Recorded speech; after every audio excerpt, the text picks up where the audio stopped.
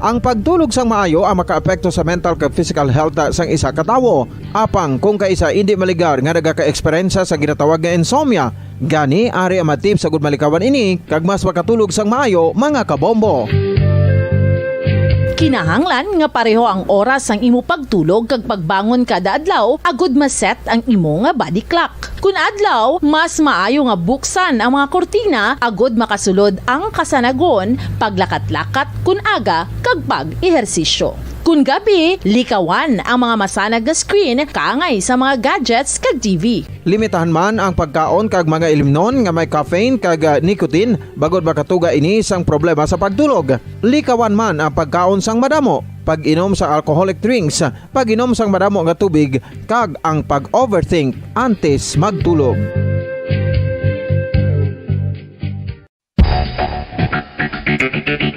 Ang husto nga paggamit sang earphones o kon headphones. Kalabanan sa karon, ilabi na sa mga pamatanon ang masaming nga nagagamit sang earphones o kon headphones sa tion sang nagausar sang gadgets. Apang, ano bala kalawig ang aton paggamit sang earphones kag headphones? Nakahibalo bala kamo mga kabombo nga ang tuman kalawig nga paggamit sini ang makatugas ang ear noise o kon acoustic trauma? May pila naman ka tips nga makabulig agud mahalungan naton ang aton dulunggan kag pamatinan. Dapat nga ipabilin nga yara lang sa 60% ang volume sang aton nga mga earphones o kon headphones. Likawan nga masobra sa 4-5 ka oras ang tayuyon nga paggamit sang earphones o kon headphones. Magtala na sang 15 minutos nga break matapos ang 1 ka oras sagud nga makapahuway ang aton palamatinan. Masami nga tinluan ang earphones o kon headphones kag mas maayo nga gamiton ang duha ka earpiece sang aton nga mga earphones.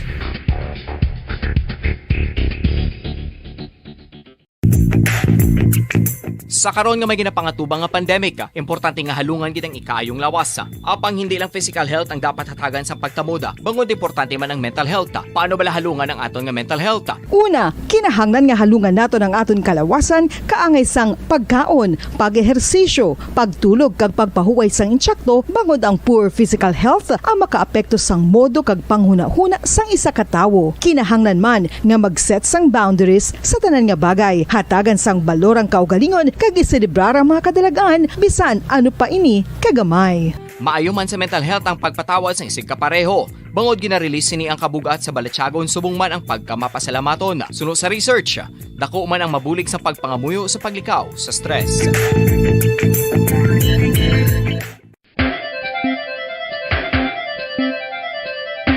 Ang talaba.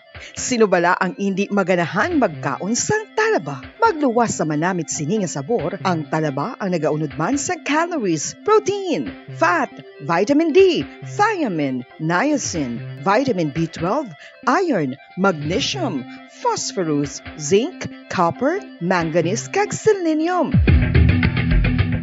Isa ini sa mga source ang high quality protein nga nagaunod sang siyam ka importante nga mga amino acids nga kinahanglan sang lawas sang tawo. Nagaunod man ini sa antioxidants nga maayo para sa atay. Apang ang pagkaon sang talaba ang mayara man sa mga risgo. Bangod nagaunod ini sa mataas nga amount sang zinc nga delikado sa kalawasan kon masobrahan. Ang pagkaon sini nga hilaw ang makatugaman sang bacterial infection kag makatuga sang diarrhea, pagsuka, hilanat kag iban pa nga seryoso nga kondisyon. Gani sa pagkaon sang talaba, kinahanglan hagan-hagan lang. Oral disease, nagapadayon nga seryoso nga public health problem sa Pilipinas. Ang prevalence sang dental caries sa mga permanent teeth ang nagapabilin nga mataas sa 90% throughout the years. About 92.4% sa mga Filipinos ang may tooth decay, kag 78% ang may gum disease o kon periodontal diseases. Santo sa report nagikan sa DOH. Bisan pa nga ini ang preventable o kung matapna, ini nga balatian ang nagapikto sa halos kada Filipino at one point or another sa iya nga pagpangabuhi. Ang pag-practice sang good oral kag dental hygiene kaangay lang sa paghalong kag pagtatap mo sa imo kaugalingon. Nagatap na ini sang bad breath, tooth decay, gum disease, resulta ang healthy nga baba. Ang healthy nga baba o kon mouth, maayo nga indicator nga maayo man ang imo lawas. Gani, halungan gid ang aton nga dental health. Saan o ikaw ulihi nga nag-ilis ang sponge nga ginagamit mo sa paghugas sa mga kitchen utensils. Ang kitchen sponge mga kabombo, ang mas mahigko pa sa toilet. In fact, ginpahayag sang microbiologists nga ang mga butang nga ginagamit naton sa pagtinlo sa mga dishes, ang pinakahigko nga bagay sa balay. Sa isa ka pagtuon nga na-publish sa journal nga Scientific Reports, ang spongy bacterial colonies ang mas delikado sa aton ikaayong lawas. Bangod sini, ginarekomendar sa mga researchers nga dapat islan ang sponge kada simana. Ang kitchen ang lugar sa aton balay kung sa diin nagasugod ang mga new bacteria. Bangod sa human traffic kag food preparation. Bangod ang sponge ang masami nga warm, mabasa kag matrace ang old food. Ini ang ideal nga breeding ground para sa bacteria. Suno sa pagtuon, maayong idea nga tinluan ang sponge kada tapos gamit. Apang ginasuggest sa mga researchers nga regular nga islan ang kitchen sponge. Ang kitchen ang lugar sa aton balay kung sa diin nagasugod ang mga new bacteria. Bangod sa human traffic kag food preparation. Bangod ang sponge ang masami nga warm, mabasa, kag may trace ang old food. Ini ang ideal nga breeding ground sa para sa bacteria. Suno sa pagtuon, maayong idea nga tinluan ang sponge kada tapos gamit. Apang ginasuggest sa mga researchers nga regular nga islan ang kitchen sponge.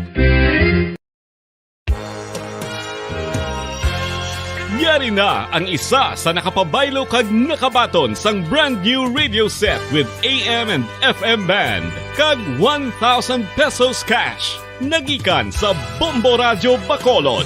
Ko si Anisito Delicano, taga Libertad Extension, Bacolod City. Nagbabaylo ko sang radyo nga ginatag sa akon sang Action Radio kay nagaungot sa ilalang estasyon. Hindi ko kapamati sang iyasang bumbo. Mga lapit naman sa katuig ni nga ginatag nila sa akon. Amo na mo lang ni ang imo nga mamatian ang Action Radio lang. Amo ini nga radyo ang ginapangatag nila. Limang dekada nang nagtataguyod ng katotohanan. 5 dekada nang nagtatanggol sa mga mamamayan. Patuloy na nagsasaliksik at mabilis maghatid ng mga balitang siksik at malaman. Patuloy na nangunguna sa mga issue, drama, promo at serbisyo publiko. Ito ang Bombo Radyo Bacolod, ang pambansang radyo ng Pilipinas. Basta Radio Bombo! Oras sa Bombo Radyo Bacolod, Philippine Standard Time. Just minutos na nakaligad sa tak ng alas 5 sang hapon.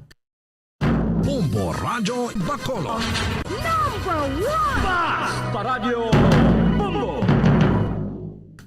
Mayong hapon siyad sa Bacolod, probinsya sa Negros Occidental, sa bugos nga Pilipinas, sa bugos nga kalibutan. Yari na nga mo niya pagdulong sa inyo sa mga panibago, mainit yan nagabagang mga balita, diri sa Bombo News and Views Afternoon Edition. Subong nga adlaw, Miyerkules, Patsa 9, sa bulan sang March sa ningin tuig 2022. Kagkaroon kadto na kita sa aton nga mga headlines. Duha ka rebelde patay, isa ka rebelde kag duha ka soldado pilason sa engkwentro sa tunga sang militar kag NPA sa banwa sang Isabela kay nasang aga. Presyo sang prime commodities sa Negros Occidental nagapabilin apisar sa pagsaka sang presyo sang produktong petrolyo. Pinuno sa Energy Resources Development Utilization Division sa DOE Visayas, nagpanugyan niya magtipid kadungan sa pagmahal sang fuel products. Presyo sa produktong petrolyo sa United Kingdom, tuman-man ang pagtaas bangod sa Russia-Ukraine crisis.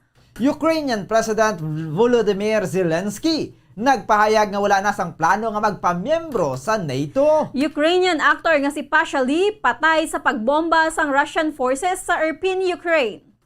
Oras sa Bombo Radyo Bacolod, Philippine Standard Time, 12 minutos na nakaligad sa tak ng alas 5 sang hapon. Amo yadto mga kabombo nga ato niya mga headlines. Ay karon saylo naman kita sa mga detalye na sa ato nagapanguna nga mga balita upod sa inyo mga tagbalita. Bombo Glorifito Shario. Kag Bombo Zaldi Foro the second.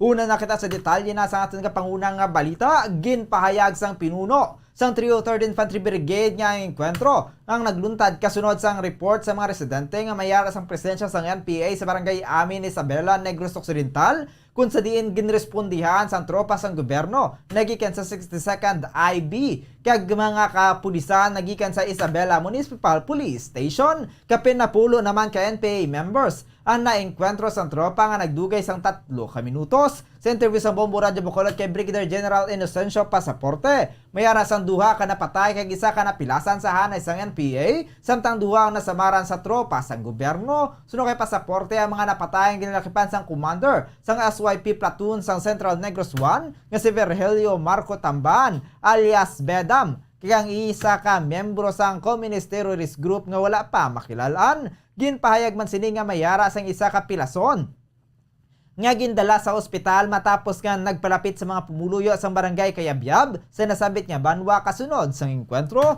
Sunod dirigin palabot naman sa mga residente sa mga kapulisan sang Isabela kay sa tropa sang 62nd IB sang Philippine Army kung sa diin gin katuan man sang Isabela Hospital kag na-verify nga ini ang miyembro sang NPA kag santo man sa panaysayon sini sa mga residente nadakpan man sang tropa ang isa ka NPA member kag na-recover ang duha ka caliber 45 pistol kag isa ka hand grenade. Santo sa report ang nasambit nga grupo ang nagaplano nga patyo ng isa ka sibilyan kag nasuspetsahan nga informant sang gobyerno ginpahayag man ni pasaporte nga may duha nagikan sa tropa sang gobyerno nga napilasan sa kamot kag abaga nga gindalaman gilayon sa balay Bululngan. Pamatay sa NPA sa may Central Negros. Wala nato ang grupo nga enkwentro. Amo ni ang mga suspect, no? Kag sila man ang ginatudlo nga kung sila nagpamatay sa mga teams, no? Sa may versus Padilla, sa may barangay Luz ang Gihulngan, sa mga grupo nga nagalibot nga under sa SYP platoon ang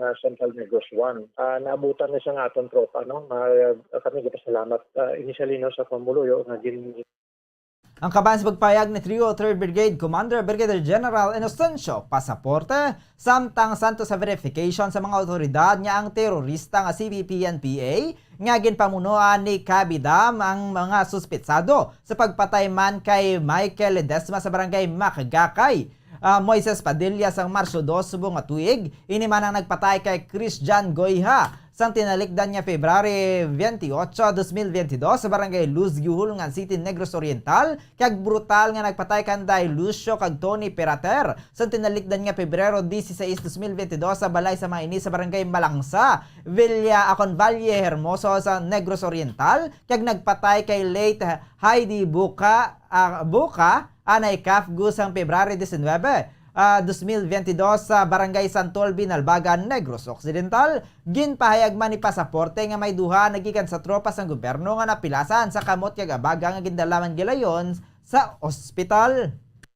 Samtang nagapabilang presyo sang prime commodities sa probinsya sang Negros Occidental, apisar sa pagsaka sang presyo sang produktong petrolyo. Sa interview sang Bombo Radio Bacolod kay Rachel Nefable, Provincial Director sang Department of Trade and Industry Negros Occidental, hindi gilayon makapatuman sang pagsaka sa presyo ang prime o kon sa prime commodities bangod mayara sang ginasunod nga suggested retail price. Suno kay Nefable, hindi man gilayon nga makapasa sang presyo sa kung makapasaka sa nasambit nga presyo sa prime commodities bangod may kung pag-aagyan man ini nga proseso antes mapatuman ang price increase. Ginlantaw man sini nga mahimo nga magtaas ang presyo sa mga nagapanguna nga mga balaklon bangod wala man ang mga inis ang kontrol sa pagtaas ang produktong petrolyo. Nagapadayon ng ilang price monitoring kag mayara man sa mga announcements sa tion nga may pagbago sa presyo sa nagapanguna nga balaklon. Samtang nagpanugyan man si Nefable sa mga konsumidor nga sa tion nga may mga reklamo mahimo ini ipalabot sa idatalatapan agud mahatagan sa atensyon kasumong man masolusyonan. Far as sa amon yung BTI, yung basic needs and prime commodities, we are still governed by the existing suggested retail price and we are strictly monitoring within that range. Yes, hindi na siya immediate nga effect na right away dahil. Ang kabahin sang pahayag ni Rachel Nefable, Provincial Director sang Department of Trade and Industry Negros Occidental. Nagpanugyan ang pinuno sang Energy Resources Development Utilization Division sang Department of Energy o DOE Visayas nga magtipid kadungan sa pagsaka sang presyo sang produktong petrolyo. Sa interview sang Bombo Radio Bacolod kay Engineer Eric Timbal, sa karon nga nagapadayon ang pagsaka sang presyo sang produktong petrolyo, dapat nga ugalion ang fuel conservation kaya nga isang hindi paglakat gamit ang kaugalingon niya sa lakyan kung wala sang importante nga kaladtuan. Suno kay Timbal, dapat ginaplano sa tagsa ka mga pamilya kung ang mga ini ang malakat kag kun mahimo isa lang kasalakyan ang gamiton agud nga makakinot sa gasolina pilion man ang mga ruta nga mas malapit sa padulungan kag dapat likawan ang magtalang agod nga hindi magastuhan sa gatong kag alalay lang ang pagtapak sa gasolinador. Ginpahayag man sini nga kon magbakal sang salakyan pilion ng electric cars. Suno kay timbal mas mahalang ang electric hybrid cars bangod yutay ang demand sa karon apang mas makakinot ang mga konsumidor kung gamit ini. Nagpanugyan man ini kadungan sa pagmahal sang liquefied petroleum gas o kon LPG nga magamit na lamang sang uling sa baylo nga LPG apang kun wala ang mga ini sang kuhaan sang uling sa tion nga magluto ilabi na ang mga sang mga kon linaga magbutang sang matinlo nga kutsara. Bangod ini ang maayo nga heat conductor ganit doble ang init sa linaga nga nagikan sa gwa kag sa sulod sang kaldero kag para mas makatipid tingubo na lamang kaluto ang pagkaon. Sa tiyon naman nga magbakal sang LPG kag ginakarga sa motorsiklo agud nga hindi matunaw ang rubber seal kung sa diin magalik kag mahimo man nga tunaan sang sunog. Nagpanugyan man ini nga kun magbakal sang plansa dapat nga piliyo na mayara sang maayo nga energy efficiency. Samtang gitpahayag man ni timbal nga kakso ng tanan nga mga nakasaksak nga mga appliances nga wala man ginagamit agud nga makatipid sa kuryente. Unahin natin dito sa fuel conservation. Kung meron tayong sasakyan, kung pwedeng hindi lang muna tayo lumabas para walang consumption sa gasolina, gagawin natin yan. Pangalawa, kung hindi maiwasan na kailangan talaga tayong lalabas, planuhin natin kung dalawang sasakyan natin, halimbawa si Mr. merong isa at si Mrs., isa lang muna gagamitin natin. Ang kaban sa pagpahayag ni Engineer Eric Timbal, ang Energy Resources Development Utilization Division, Department of Energy, Western Visayas.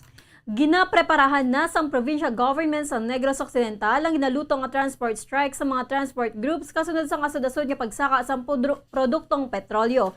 Sa interview sa Bombo Radio Bacolod kay Negros Occidental, Governor Eugenio Jose Bong Lacson, lantawon siniko ang dapat nga obrahon kasunod bangod hindi ang mangin problema man sa mga empleyado kag isa na diri ang capital employees. So kay Lacson magapatigayon sila sang carpooling agud nga makatrabaho sa gihapon ng mga empleyado apisar sa ginpatigayon ang strike. We'll see what we can do, especially for our provincial government employees. I think that should be the concern of the provincial government, that our provincial government employees will still have transportation. Maybe we will have to do some carpooling so that they can still go to work. Ang kabayan sang pahayag ni Negros Occidental Governor Eugenio Jose Bong Lacson.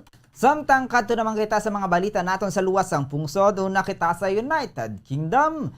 Kasubong sa pungsod Pilipinas, tuman man ang pagtimbuok sang presyo sang produktong petrolyo sa United Kingdom bangod sa Russia-Ukraine crisis. Sa interview sa Bombo Radio Bacolod kay Ramil Lisugon, Bombo International Correspondent sa United Kingdom, ang presyo sang petrolyo sa UK kung sa diin ini ang pinakamataas sa sulod na sang 14 katuig. Suno kay Isugon, sadto sa report nagdangat na sa 140 ka dolyar per barrel ang presyo sang krudo. Sunod diri ang nasambit nga fuel increase ang unang natabo o malinpas ang 2003. Ginpahayag man sini nga ang unleaded ang mabakal sang 1.50 pounds o kon 102 pesos and 80 centavos kada litro. Kung sa diin mabakal lamang ini antes ang krisis sa Ukraine sang 1 pound nga 30 pence and 30 pence o kon tub-tub 1 pound kag 40 pence. Suno kay Isugo na mabakal ang gasolina sa sentro sang syudad sa 1 pound kag 55 pence tubtub sa 1 pound kag 60 pence sa gasolinahan akon sa gasolina. Samtang ang diesel naman ang mabakal sa 1 pound ng 60 pence tubtub sa 1 pound kag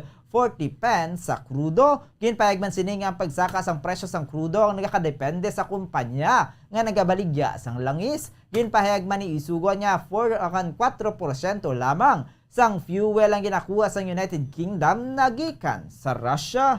Yes, ang unleaded petrol nagalabot ini naganubo nagataas siya no, pero sa last kaina nga nagakita ko sa drive ako mga 1 pounds and 50 pence ang iya sining presyo.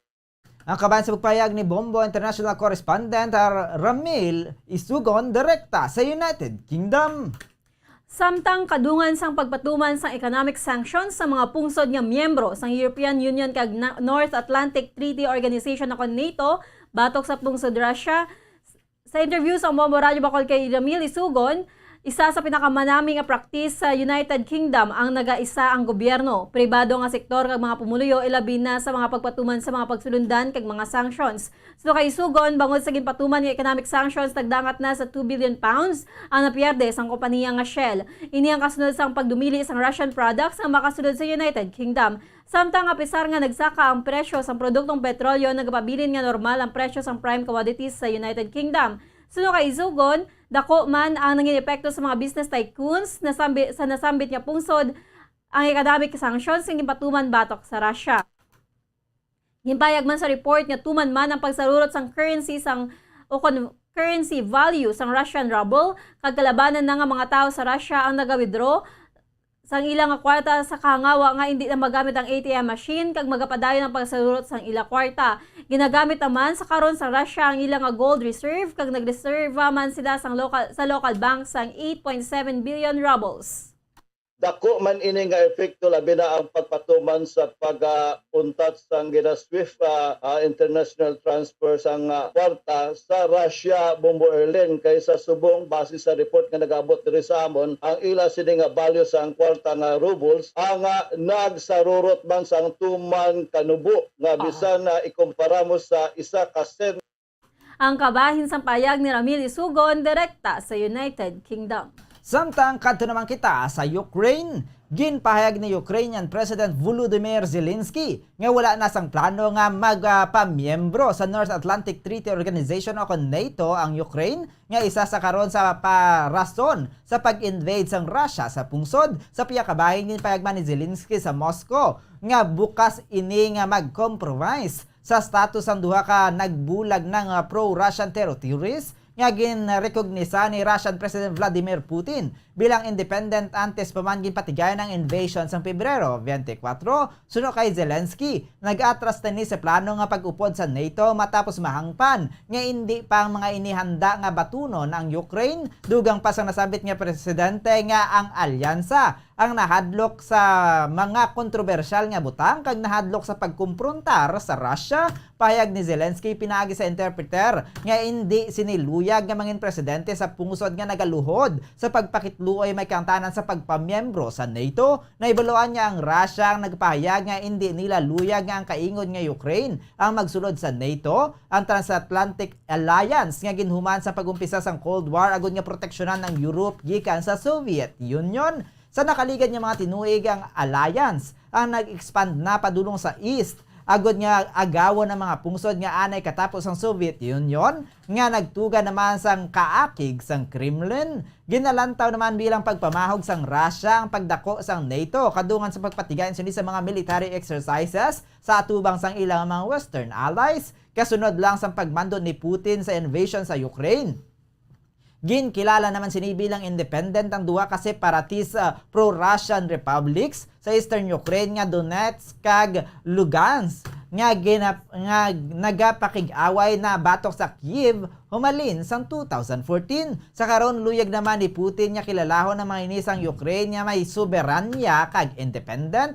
Nagpasalig naman si Zelensky nga bukas ini sa pagdialogo sa Russia angot sa ilang nga mga demand. Payag sini nga luyag lang niya amo ang garantiya sang seguridad.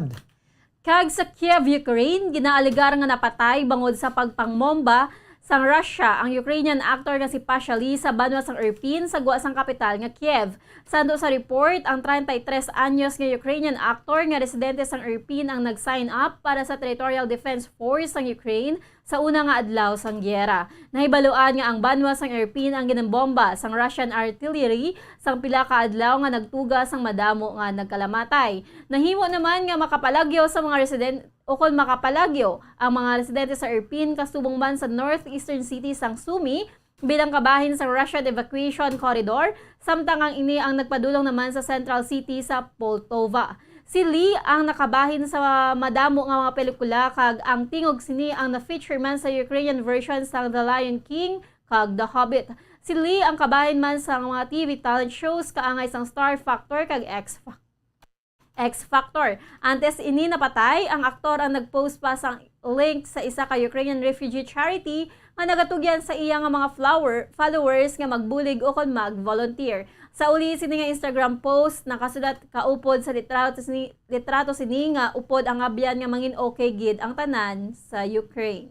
Samtang balik naman kita diri sa balita lokal, ginakalipay sang Media Relations Officer sang Valyacar Transit Incorporated ang pagpahanugot sang Land Transportation Franchising and Regulatory Board o LTFRB kahapon sang liwat nga pagbukas ng provincial bus routes para sa interregional trips santo sa Memorandum Circular Number 2022-023 ginpahayag sang LTFRB nga ang tanan nga public utility bus operators nga may valid kag existing Certificate of Public Convenience, Provisional Authority kag special permits ang ginapahanugutan niya mag-operate kay magamit sang designated endpoint terminals pakadto kag pagwa sa Metro Manila. Yung ginapahibalo ni Jade Ceballo sa Riding Public nga mahimo na makabiyahe padulong sa Metro Manila sakay sa series bus kasunod sang Memorandum Circular Number 2022-023 apang suno kay Ceballos nga kinahanglan sa gihapon sa mga pasahero nga magsunod sa minimum health protocols bangod indi dapat makampante bangod wala pa nadula ang COVID-19.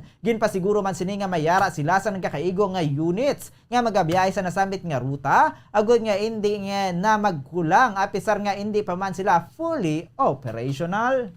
So, sa subong niya, okay, nag-give no. Except lang nga sa Japon, patigayon talaga siya po ng physical distancing sa sang bus kasi hindi pa kita makasalog sa Japon niya. Actually, as of now, hindi pa kami fully operational, no, kasi wala pa man magklaro ang tanan lang, hindi pa kita, we are not COVID-free pa. Ang kabayan sa pagpayag ni Jade Ceballos, ang Media Relations Officer sang Valyacar Transit Incorporated. Samtang ginpanginbulahan sang Police Regional Office 6 sa pagpamuno ni Police Brigadier General Flynn Dongbo ang mga operatiba sa nangin madinalagon nga pagkompiskar sa 5 ka kilo sang suspected shabu nga nagabalar sa 34 million pesos sa Barcelona Seaport sa Barangay Old, Poblacion, Escalante City sang Marso 3 sang gabi. Sa interview sang Bombo Radio kay PRO6 spokesperson Police Lieutenant Colonel Arnel Solis, ginpahayag sini nga maayo nga development kay dako nga accomplishment nga nakadakop sang 5 ka kilo sang shabu ang mga operatiba sang Philippine National Police kasubong man sang Philippine Drug Enforcement Agency. So kay Solis, maayo bangod ini ang na-intercept kag wala na naglapta sa street level.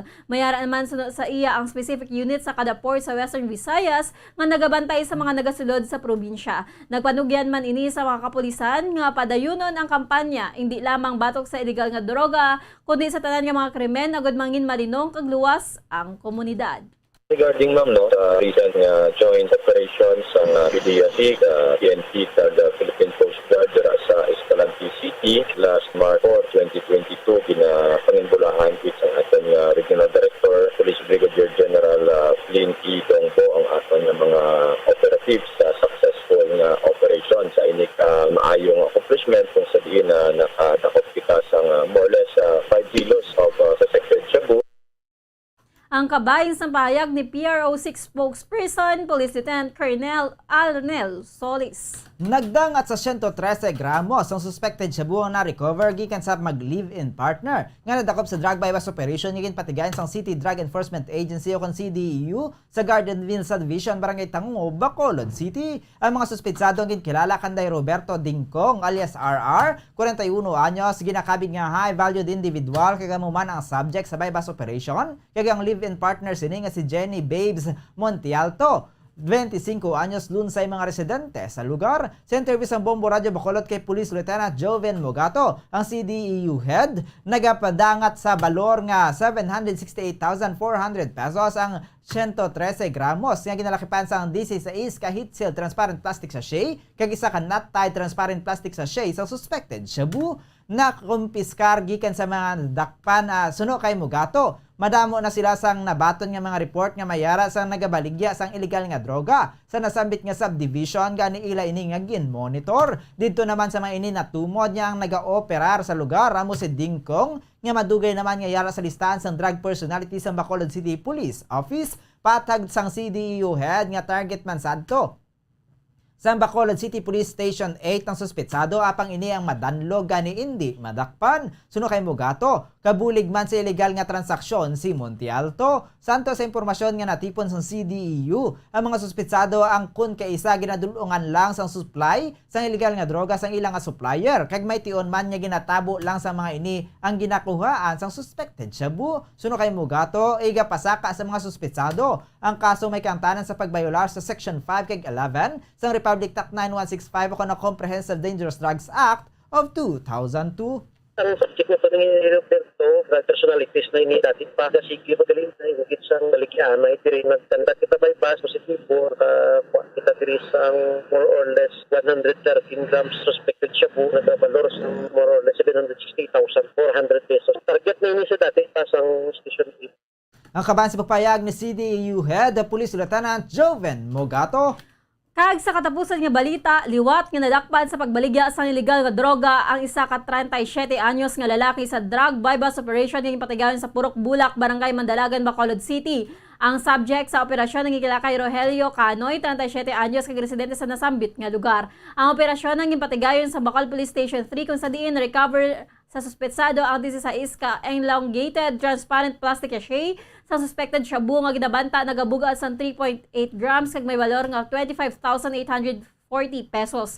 Sa interview sa Bombo Radio kay Bacolod kay Rogelio Canoy, hugot sini nga ginpanginwala nga sa iya nagikan ang mga illegal nga droga. So diri yara siya sa Tianguesang hinari na lang ini nga ginkuha sa mga kapulisan. Aminado ini nga 11 na katuig siya nga nakahunong sa presuhan bangod sa kaso nga pagbaligya sa illegal nga droga, apang nakagwa na ini 3 na katuig ang nakaligad kag nagbag-o na sang kabuhi. So kay Canoy, sa karon nagabaligya na lang ini sa mga niluto kasubong man sang barbecue kag mapamatud-an man ini sa mga pumuluyo sa ila lugar subong man sa mga opisyales sang barangay. Panindogan sini nga iban nga mga persona ang nagaduso sa illegal nga droga apang katingala sini nga iya pangalan na nagagwa bilang suspetsado. Nagalalain naman diri ang iya nga ukon nagalain naman ang iya nga buot nga siya ang mapriso sa sala nga wala niya nahimo. Buhay mo kung nadakpan, nila mo na ko naging kuwa sa tanggi to bango. Always na niya planted na niya kabalo na sila nga planted na kabalo sila nga hindi na akon. May record kuya. Sila din ang gaduloso, pero nga lang kung galupok. Di ba kami mo kaya mo nang galupok at mapahati lang mo na yung pulis nga sa junjun na mo na. Kabaligya ko sa gym. Kabalo na sila niya kagawad, kabalo na sa mga tao sa guwa. Kalain lang sa gum lang nga mapriso kasi hindi mo ba lang. Ang kabayan sa pahayag ni Rogelio Canoy, subject sa bypass operation. Samtang ukon sa piyak nga bahin ang drug bypass operation ang ginpatigayon kag ginwitness man sa mga opisyales sa Barangay Mandalagan kasubong man sang media kag ginkuhaan man ang operation pinaagi sa body-worn camera sang kapulisan. Oras sa Bombo Radio Bacolod Philippine Standard Time, 34 minutos na nakaligad sa tak ng alas 5 sang hapon. Kagamuyad to mga kabombo ang amon niya mga pagdulong sa inyo sa mga panibago. Mainit siya nagabagang mga balita diri sa Bombo News and Views Afternoon Edition. Subong adlaw, Miyerkules, petsa 9 sa bulan sang Marso sining tuig 2022. Nagantes kita magtakop aton danay nga panumbalikan ang aton nga mga headlines. 2 ka rebelde patay, 1 ka rebelde kag 2 ka soldado pilason sa engkwentro sa tunga sa militar kag NPA sa Banwa sang Isabela kay nasang aga. Presyo sang prime commodities sa Negros Occidental nagapabilin na pisar sa pagsaka sang presyo sang produktong petrolyo. Pinuno sa Energy Resources Development Utilization Division sa DOE Visayas, nagpanugyan niya magtipid kadungan sa pagmahal sang fuel products. Presyo sang produktong petrolyo sa United Kingdom tumanman ang pagtaas bangod sa Russia-Ukraine crisis. Ukrainian President Volodymyr Zelensky nagpahayag nga wala na sang plano nga magpamiyembro sa NATO. Ukrainian actor nga si Pasha Lee patay sa pangbomba sang Russian forces sa Irpin, Ukraine.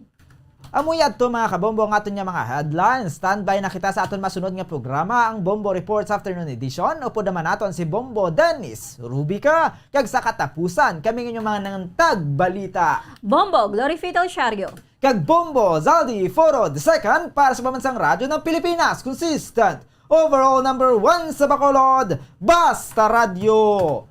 Bombo! Kakaroon sa aton naman nga Bombo News Analysis, nga ginpadala sa aton maukod nga tagpalamati. Pagbasahon ni Bombo Daniel Lecciones may tigulo, kalalatan. Ano pagidayhan nga mga kalalatan ang sa aton nagahulat?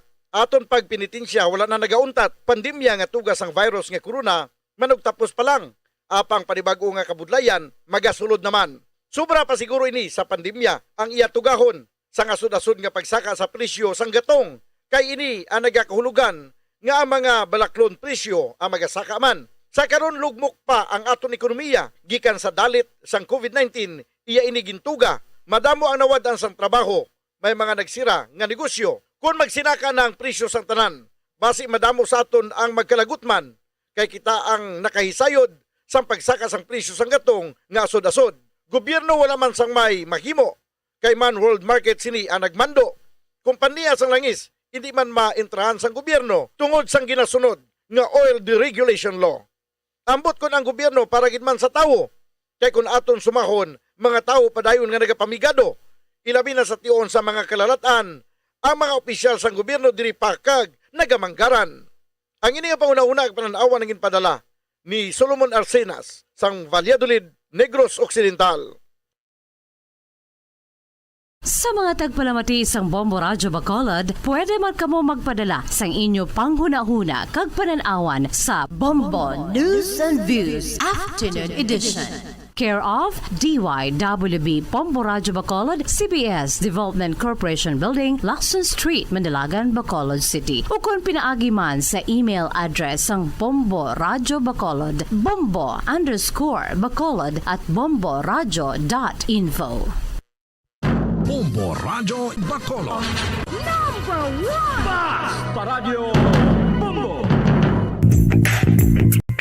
Sa karon nga may ginapangatubang nga pandemic, importante nga halungan gid ang ikaayong lawas. Apang hindi lang physical health ang dapat hatagan sa pagtamuda, bangod importante man ang mental health. Paano bala halungan ang aton nga mental health? Una, kinahanglan nga halungan nato ang aton kalawasan kaangay sang pagkaon, pag-ehersisyo, pagtulog kag pagpahuway sang insyakto bangod ang poor physical health ang makaapekto sang modo kag panghuna-huna sang isa ka tawo. Kinahanglan man nga mag-set sang boundaries sa tanan nga bagay, hatagan sang balorang kaugalingon kag iselebrar ang mga kadalagaan bisan ano pa ini kagamay. Maayo man sa mental health ang pagpatawad sa isig kapareho. Bangod ginarelease ni ang kabugat sa Balatyagon subong man ang pagkamapasalamaton. Suno sa research, dako man ang mabulig sa pagpangamuyo sa paglikaw sa stress. Tips agud malikawan ng insomnia. Ang pagtulog sang maayo ang makaapekto sa mental kag physical health sang isa ka tawo. Apang kung kaisa hindi maligar nga nagaka-eksperyensya sa ginatawag nga insomnia, gani ari ang matip sa gud malikawan ini kag mas makatulog sang maayo mga kabombo. Kinahanglan nga pareho ang oras ang imo pagtulog kag pagbangon kada adlaw agud maset ang imo nga body clock. Kun adlaw, mas maayo nga buksan ang mga kortina agud makasulod ang kasanagon, paglakat-lakat kun aga kag pag-ehersisyo. Kun gabi, likawan ang mga masanag nga screen kaangay sa mga gadgets kag TV. Limitahan man ang pagkaon kag mga ilimnon nga may caffeine kag nicotine bagod makatuga ini sang problema sa pagtulog. Likawan man ang pagkaon sang madamo, pag-inom sa alcoholic drinks, pag-inom sang madamo nga tubig kag ang pag-overthink antes magtulog.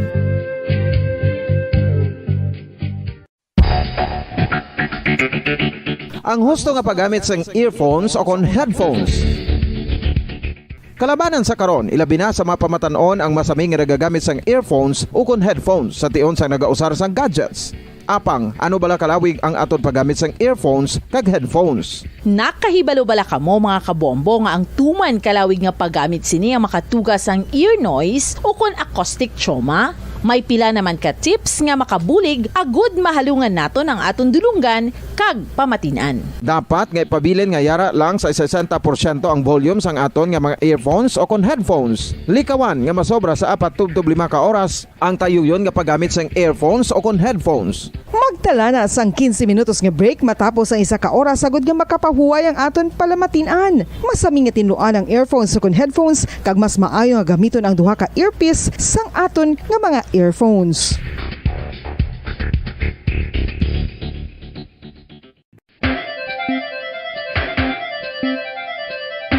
Ang talaba. Sino bala ang hindi maganahan magkaon sang talaba? Magluwas sa manamit sini nga sabor, ang talaba ang nagaunod man sa calories, protein, fat, vitamin D, thiamine, niacin, vitamin B12, iron, magnesium, phosphorus, zinc, copper, manganese kag selenium. Isa ini sa mga source ang high quality protein nga nagaunod sang siyam ka importante nga mga amino acids nga kinahanglan sang lawas sang tawo. Nagaunod man ini sa antioxidants nga maayo para sa atay. Apang ang pagkaon sang talaba ang mayara man sa mga risgo. Bangod nagaunod ini sa mataas nga amount sang zinc nga delikado sa kalawasan kon masobrahan. Ang pagkaon sini nga hilaw ang makatugaman sang bacterial infection kag makatugas sang diarrhea, pagsuka, hilanat kag iban pa nga seryoso nga kondisyon. Gani sa pagkaon sang talaba kinahanglan hagan-hagan lang. Oral disease, nagapadayon nga seryoso nga public health problem sa Pilipinas. Ang prevalence sang dental caries sa mga permanent teeth ang nagapabilin nga mataas sa 90% throughout the years. About 92.4% sa mga Filipinos ang may tooth decay, kag 78% ang may gum disease o kon periodontal diseases, santo sa report nagikan sa DOH. Bisan pa nga ini ang preventable o kung matapna, ini nga balatian ang nagapikto sa halos kada Filipino at one point or another sa iya nga pagpangabuhi. Ang pag-practice sang good oral kag dental hygiene kaangay lang sa paghalong kag pagtatap mo sa imo kaugalingon. Nagatap na ini sang bad breath, tooth decay, gum disease, resulta ang healthy nga baba. Ang healthy nga baba o kon mouth maayo nga indicator nga maayo man ang imo lawas. Gani halungan gid ang aton nga dental health.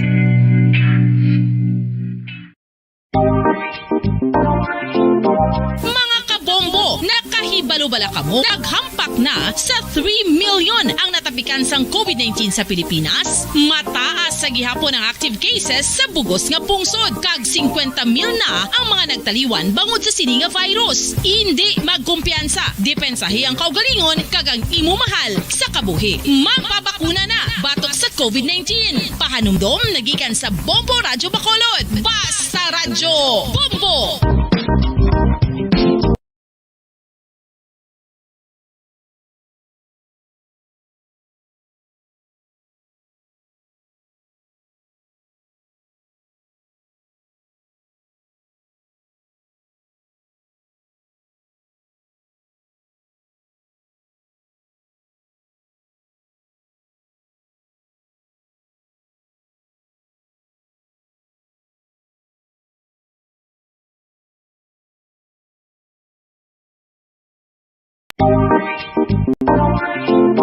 Mga kabombo, nakahibalo-bala kamo, naghampak na sa 3 million ang natapikan sang COVID-19 sa Pilipinas. Mataas sa gihapon ang active cases sa bugos nga pungsod, kag 50 mil na ang mga nagtaliwan bangod sa sini nga virus. Hindi magkumpiyansa, depensahi ang kaugalingon kag ang imo mahal sa kabuhi. Magpabakuna na batok sa COVID-19. Pahanumdom nagikan sa Bombo Radyo Bacolod. Basta Radyo Bombo!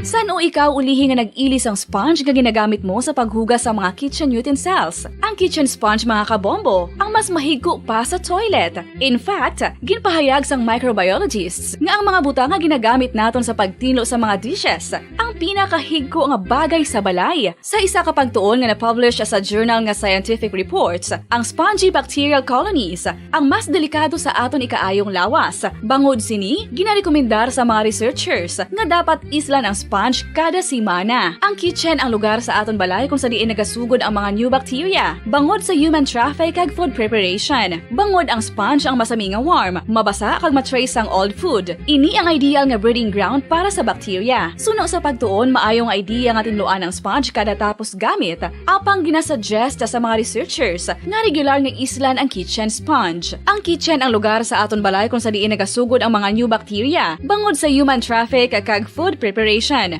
Bangod ang sponge ang masami nga warm, mabasa, kag may trace ang old food. Ini ang ideal nga breeding ground sa para sa bacteria. Suno sa pagtuon, maayong idea nga tinluan ang sponge kada tapos gamit. Apang ginasuggest sa mga researchers nga regular nga islan ang kitchen sponge.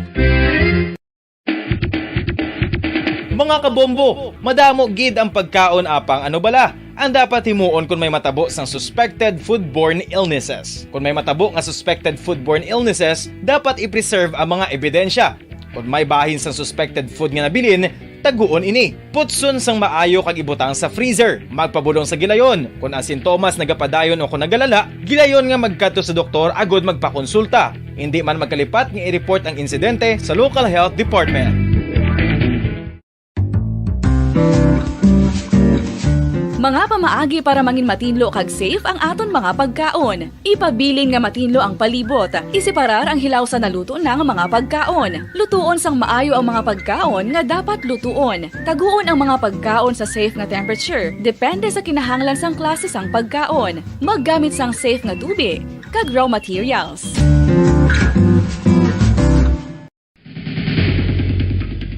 Ang food safety ang nagagarantiya nga ang pagkaon hindi makatugas sang anuman nga halit sa consumers o kung makakaon sini, samtang ini ang ginahanda o kung nakaon. May ara man sa ginatawag food and waterborne diseases o kung grupo sa mga balatian, tugas ang anuman nga infectious o kung non-infectious agents. Ang mga masunod ginakabig common causes ng food and waterborne diseases. Unsafe nga ginahalinan sa ginainom nga tubig, improper disposal of human waste, unhygienic practices, unsafe food handling and preparation practices.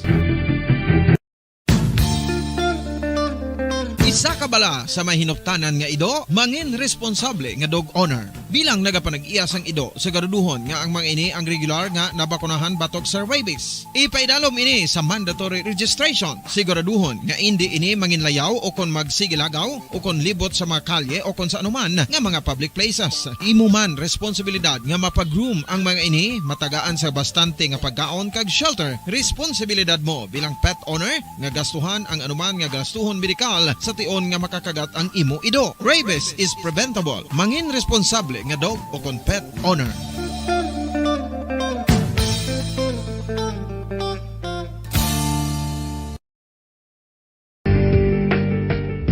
Kinahanglan mo bala nga mag-recharge? Hindi mo na kinahanglan nga magsalig pa sa caffeine. Bangod ang pag-power nap ang makapaboost sang memorya, cognitive skills, creativity, kag energy level. Ang power nap o kon cat nap ang pagtulog sang malipot nga oras kag may tinutuyo nga i-revitalize ang isa ka persona. Masami ini nga nagadugay sang 15 to 20 ka minutos ginahimo kon udto o kon hapon. Santo sa pagtuon, mas mangin alerto ang isa ka persona kung maka-power nap ini. Nagapabuhin man ini sang stress kag nagapa-improve sang cognitive functioning. Isa ini kapamaagi agud nga ma-refresh ang utok sang tawo kung ginakapoy. Magluwas diri, nagapanubo man ini sa risgo sang heart disease.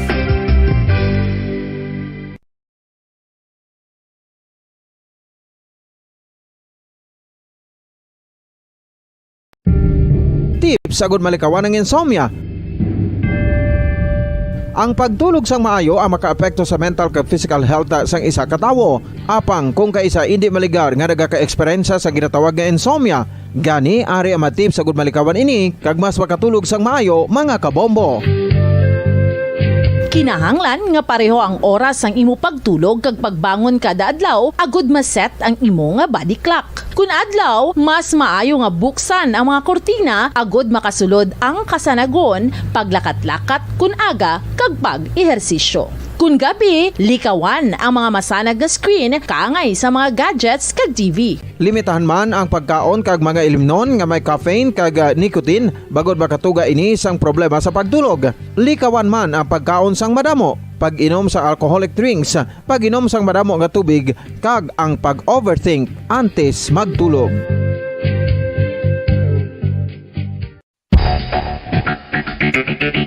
Ang husto nga paggamit sang earphones o kon headphones. Kalabanan promo at serbisyo publiko. Ito ang Bombo Radyo Bacolod, ang pambansang radyo ng Pilipinas. Fast Radyo Bombo! Bombo Radyo Bacolod. Number 1! Fast Radyo Bombo! Oras ang Bombo Radyo Bacolod na Philippine Standard Time, 50 minutos na kaligad stock na alas 5 sa hapon.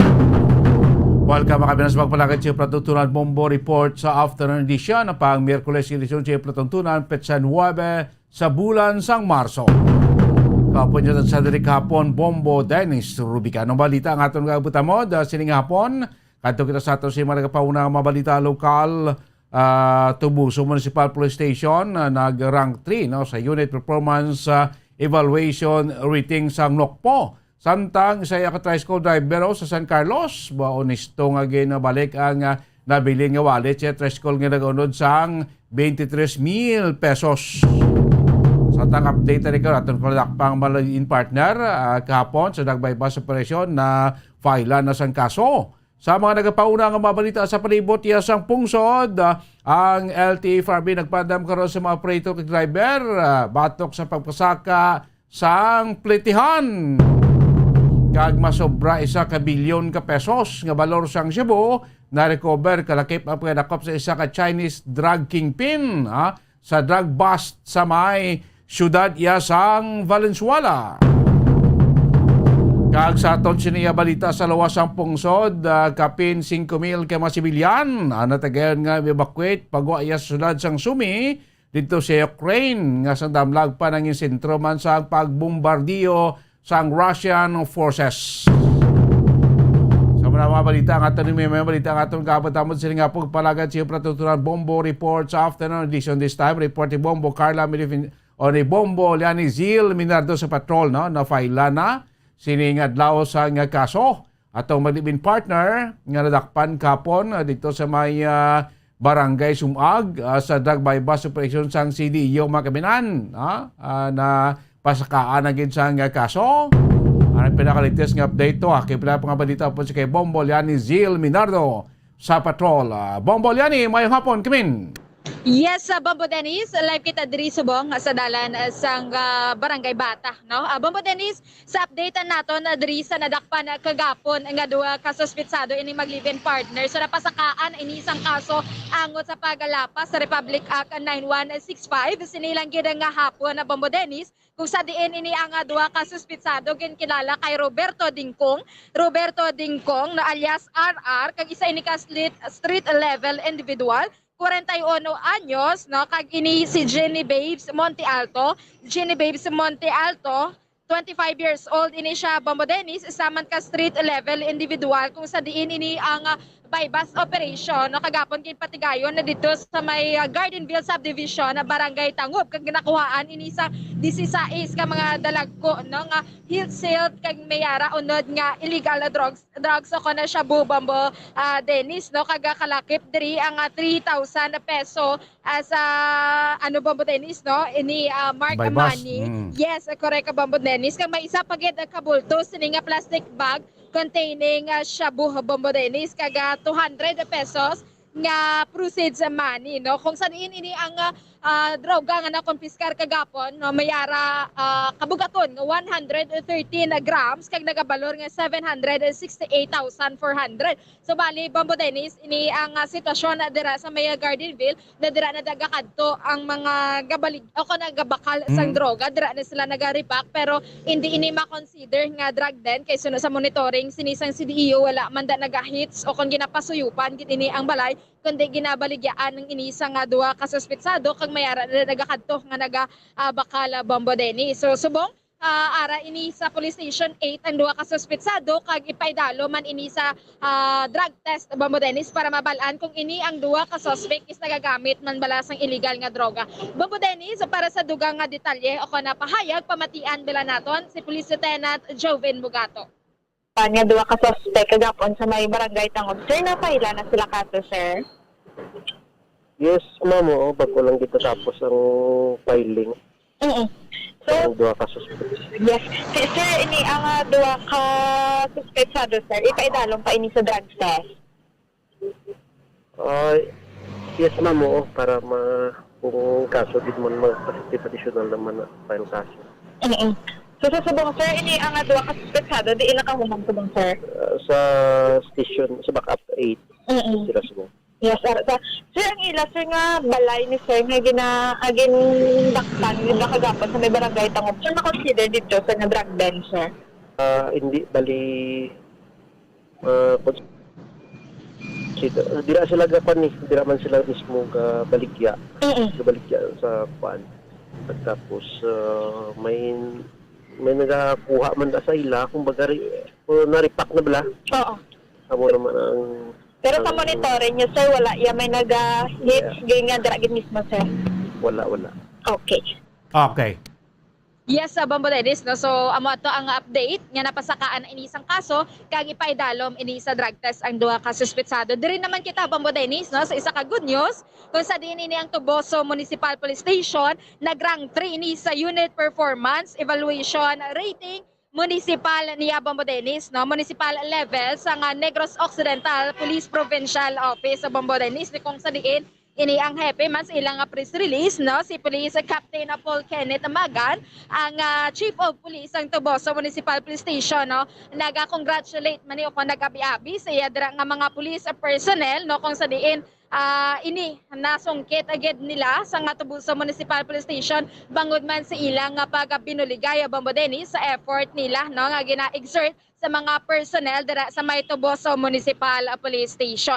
Bombo Dennis, isa man ka honest, no, nga taga San Carlos ang nag-uli sinisa nga maso o kon mayara balor nga 23,000 pesos sa isa niya ka pasahero Bombo Dennis, no, kung ini ang isa ka honest, no, nga driver amo ini si Mr. Rolly Yap, isa ka tricycle driver sa nga Pitoda na nga nag-turnover sang wallet nga mayara undod nga 23,000 pesos sa kay Miss Rodelyn Abangiran sa nga barangay Anii, Calatrava, Negros Occidental. Kung sa diin ining nasambit nga wallet Bombo Dennis nabilin ini sa motor cab nga gina drive ni Mr. Rolly Yap Bombo Dennis, no. So salute gid kita ini sa maayo nga hinumuan sa nga tricycle driver kay ti magamba kita Bombo Dennis isa akong kwarta kung may mabilin laka na lang gid kaniya kakita nga iuli pa Bombo Dennis kay ti kwarta na niya mo so masilaw ini sa mata sang tao pero niya kay Sir Rolly Yap so ginbalik na gid ini ag sa gihapon ini ang wallet no gin turnover sa may police station kag ini nabalik sa tag-iya gid Bombo Dennis. So talagsak na Bombo Lani maka kita sing angay sing tao balokati kadako daw si kandidado kung iban-iban ni butlang mabalik pa na yan 23,000 pesos. Correct gid Bombo Dennis, no, 23,000 imagine so kadako sini nga balor kag amo ni Bombo Dennis isa ka role model gid ini si Sir Rolly Yap, no, nga nabalik iniya kay ti dako maniguro ang panginanglang non sini sa nga tag-iya sa nga kwarta Bombo Dennis. So Bombo Dennis, update kita diri sa sitwasyon, no, diri sa may adalan sa may barangay Bata, which is Bombo Dennis subong masako-sako na diriya ang area o kan ang alagyan kay subong rush hour nagapapuli ng iban sini nga halin silang obra, no, which is ila schedule nga obra 8 to 5 abala Bombo Dennis. So subong ang daloy sa trapiko, no, is medyo masako na subong oras Bombo Dennis. Sige. Yes, sa Bombo Dennis, amo yadto ang mga balita sa patrol para sa papangalagad sa Bombo Reports PM edition. Ini si Bombo Lianizil Minardo para sa Pambansang Radyo ng Pilipinas. Consistent overall number 1 sa Bacolod, Basta Radyo, Bombo. Damo salamat Bombo Lianizil Minardo, mga balita dulo ni Bombo Lianizil nga po palagad siya patutunan Bombo Reports sa afternoon edition. Standby na kamo yung center dito kay Mas Rodel ko labas ka mga pauna nga mga balita nasyonal sa vaccine increases sa presyo sa gasolina ang sektor sa transportasyon mga driver nagaduso magsaka sa nga pritihan poteng LTFRBO nagapandama na sa mga driver kay operator hindi idanay magdugang sa nga plete tob nga wala pa sang final nga desisyon. Kaya may mga petisyon sa LTFRB mo pasaka sa aton minimum mga plate sa mga public utility jeepney na ton.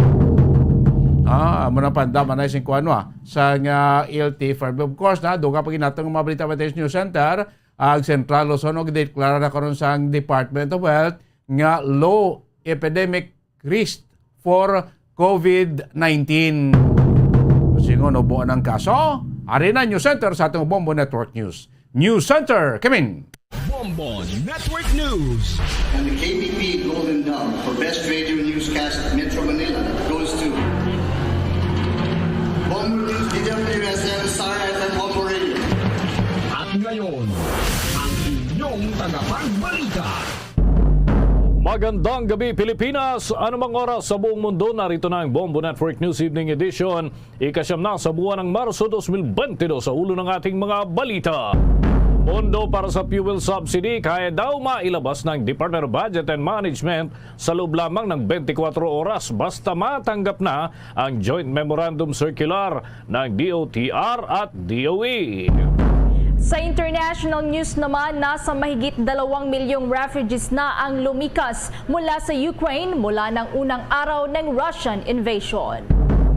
Ang Commission on Elections, isinara na yung issue ng hacking sa kanilang portal. Ang Smartmatic naman ipapatawag na rin ng Senado para malaman ang kanilang mga paghahanda kaugnay sa paparating na eleksyon.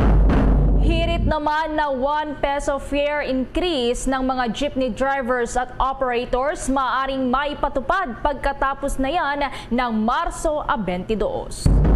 At 4 na mga individual na libing naman sa gumuhong tunnel ng isang minahan. 2 patay naman at 3 ang sugatan sa sagupaan ng militar at NPA na nangyari sa May Negros Occidental. Sa ating balitang palakasan, British tennis star ibibigay daw lahat ng kanyang panalo na nakuhang premyo dito sa torneyong sinalihan para sa taong ito para sa mga batang naapektuhan ng gulo doon sa Ukraine at Russia.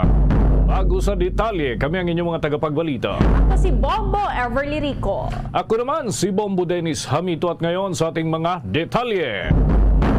Hinikayat ni Senate Committee on Finance Chief Senator Sonny Angara, Department of Transportation at Agriculture Department na maging ang iba pang mga concerned agencies na ipamahagi na ang fuel subsidies para maging handa sa distribusyon ng fuel vouchers para sa sektor ng transportasyon at agrikultura na pangunahing apektado na ng nagpapatuloy na oil price hike. Ayon kay Angara, nasa kabuang 8 billion pesos ang nakalaan para sa fuel subsidy ng mga miyembro ng transportasyon at yung agrikultura o agriculture sector pati na ang fishery sector sa ilalim ho yan ng 2022 General Appropriations Act. Kabilang sa pambansang pondo ang 2.5 billion pesos para sa financial assistance ng mga kwalipikadong drivers ng public utility vehicles. Kasama din yung mga taxi driver, tricycle at yung full-time at delivery services. Maliban dito, mayroon ding 500 million pesos para naman sa fuel discounts. Yan ay para sa mga magsasaka at mangingisda. Napektado din ang aumento sa produktong petrolyo. Pinatitiyak din ng mambabata sa DOTR at DA na dapat ay mayroon ng nakahandang listahan ang mga ito ng kanilang benepisaryo upang mapabilis ang implementasyon ng fuel subsidy. Kaugnay pa ng balitang yan, ang pondo para sa fuel subsidy kayang ilabas ng Department of Budget and Management sa loob lamang ng 24 na oras basta't matanggap na nila ang Joint Memorandum Circular na magmumula sa Department of Transportation at Department of Energy. Kaugnay niyan, may karagdagan pang detalye si Bombo Raymond Tinaza. Bombo Dennis, Bombo Ever, eto. Kahit papaano ay may turing na good news para sa lahat ng public utility vehicles driver dahil hinihintay na lamang ng Department of Management o DBM ang Joint Memorandum Circular sa Department of Transportation at Department of Energy para maproseso kaagad yung ibibigay na fuel subsidy. Sa katunayan, sinabi ni Acting DBM Secretary Tina Rose Canda na nakaumang na ang kanilang release documents para sa 2.5 billion pesos na pondo. Sa sandalian niyang matanggap nila ang Joint Memorandum Circular ay may lalabas na nila ang pondo sa loob lamang ng 24 oras.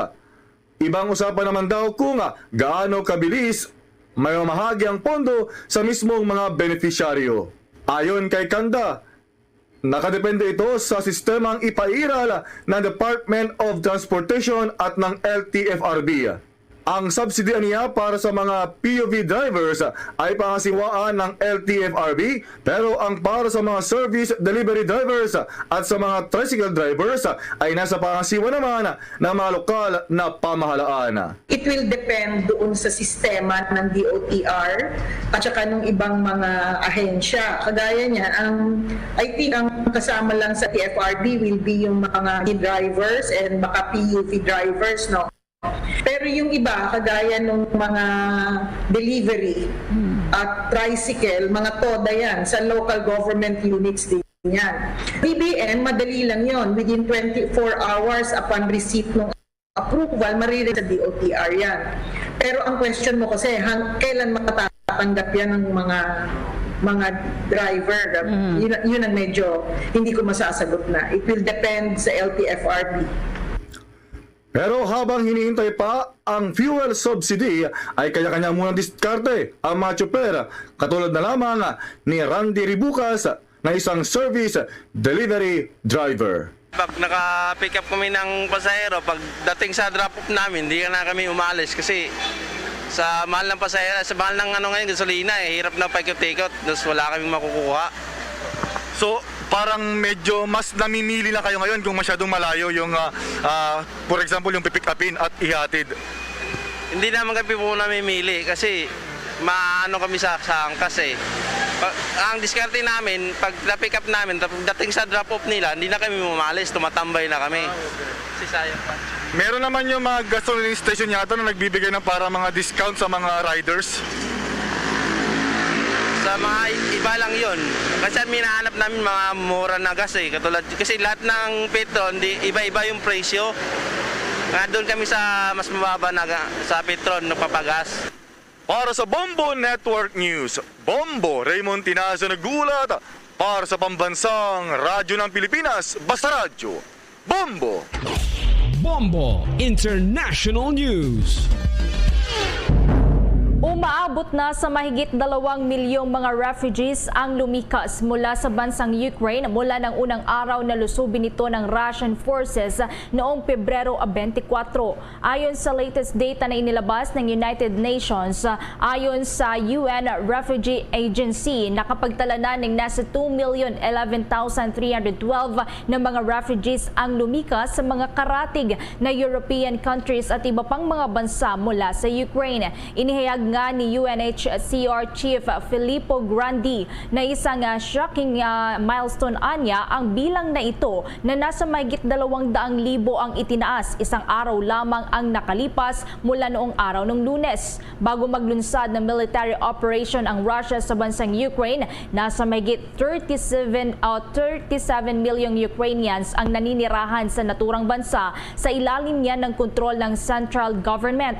Ayon sa International Organization for Migration, nasa 103,003 ng mga country nationals ang ilan sa mga lumikas. Sinabi naman ni IOM spokesman Paul De Leon na libo-libo ang nananatili pa ring stranded sa naturang bansa, kabilang na ang mga overseas na mga mag-aaral at manggagawa. Nasa 1.2 milyong refugees ngayon ang nagtungo sa may Poland.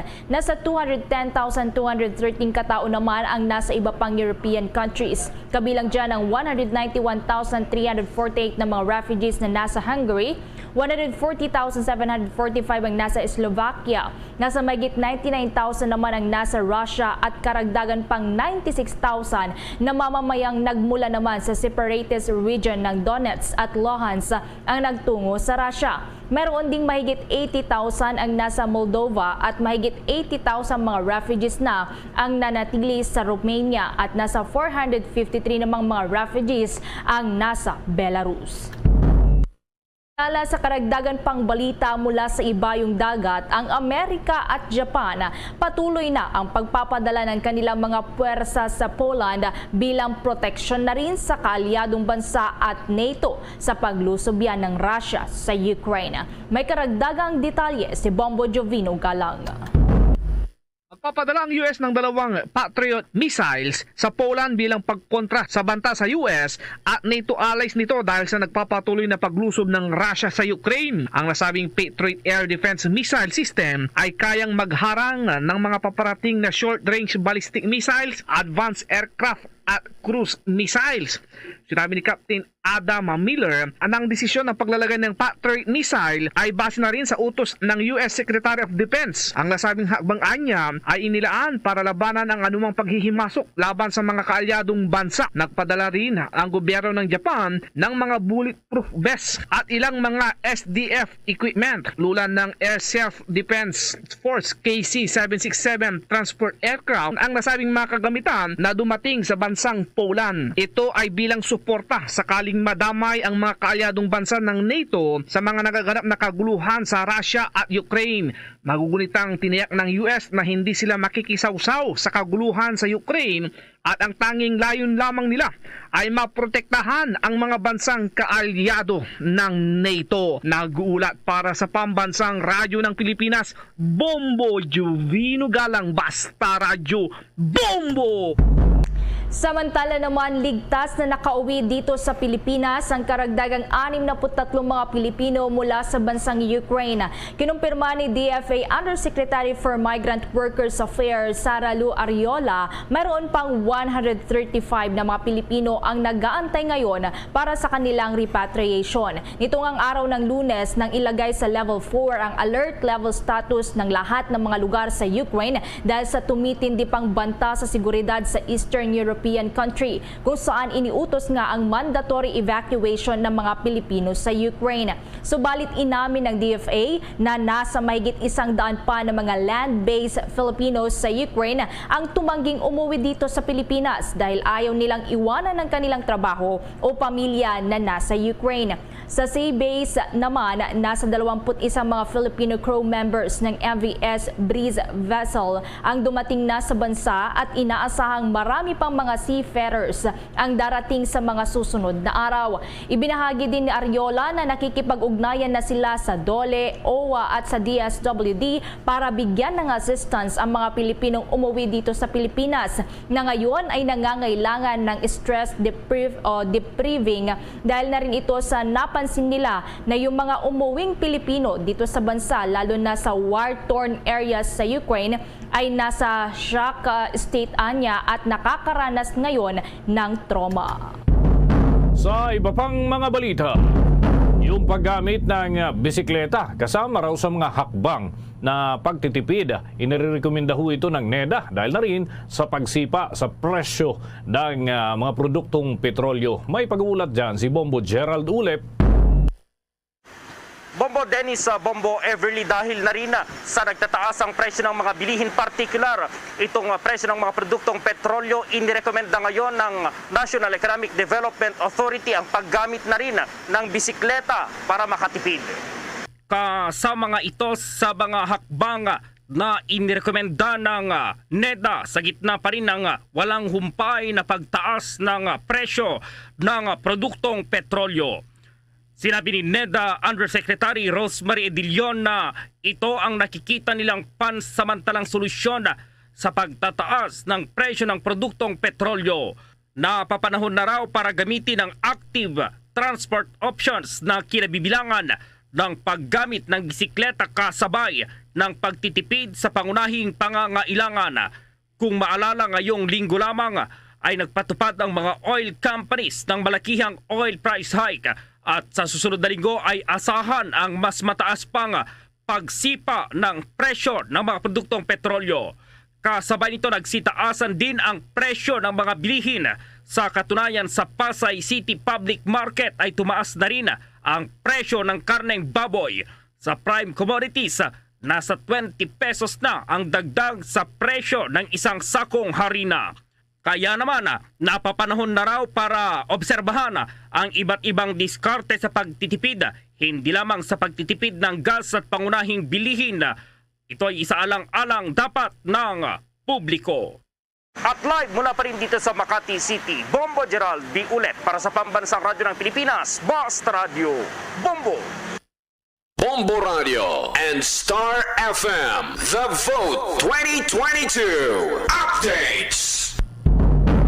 Isinara na ng COMELEC ang isyu ng hacking na pinalutang kamakailan ng ilang grupo ukol sa kanilang database na ginagamit para sa mga paparating na aktibidad at ito'y may kinalaman sa presidential at local elections. Ayon kay COMELEC spokesman James Jimenez, binigyan nila ng tsansa ang mga nag-aakusa na maglahad ng kanilang basihan sa naturang issue, ngunit wala naman daw silang naipresentang ebidensya para sa naturang pinalutang na usapin. Kaugnay niyan, narito ang bahagi ng mga pahayag ni COMELEC spokesman James Jimenez sa pagtatanong ng pinuno ng Senate Committee on Suffrage na si Senator Amy Marcos. Warned of an ongoing breach.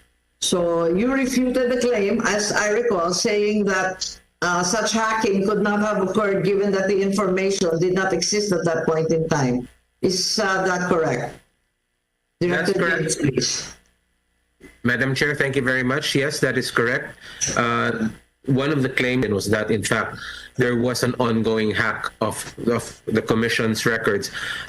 If I may, just to clarify, the statement of the COMELEC at that time basically said that the Manila Bulletin claimed to have verified this information, but it did not show how it verified the information, number one.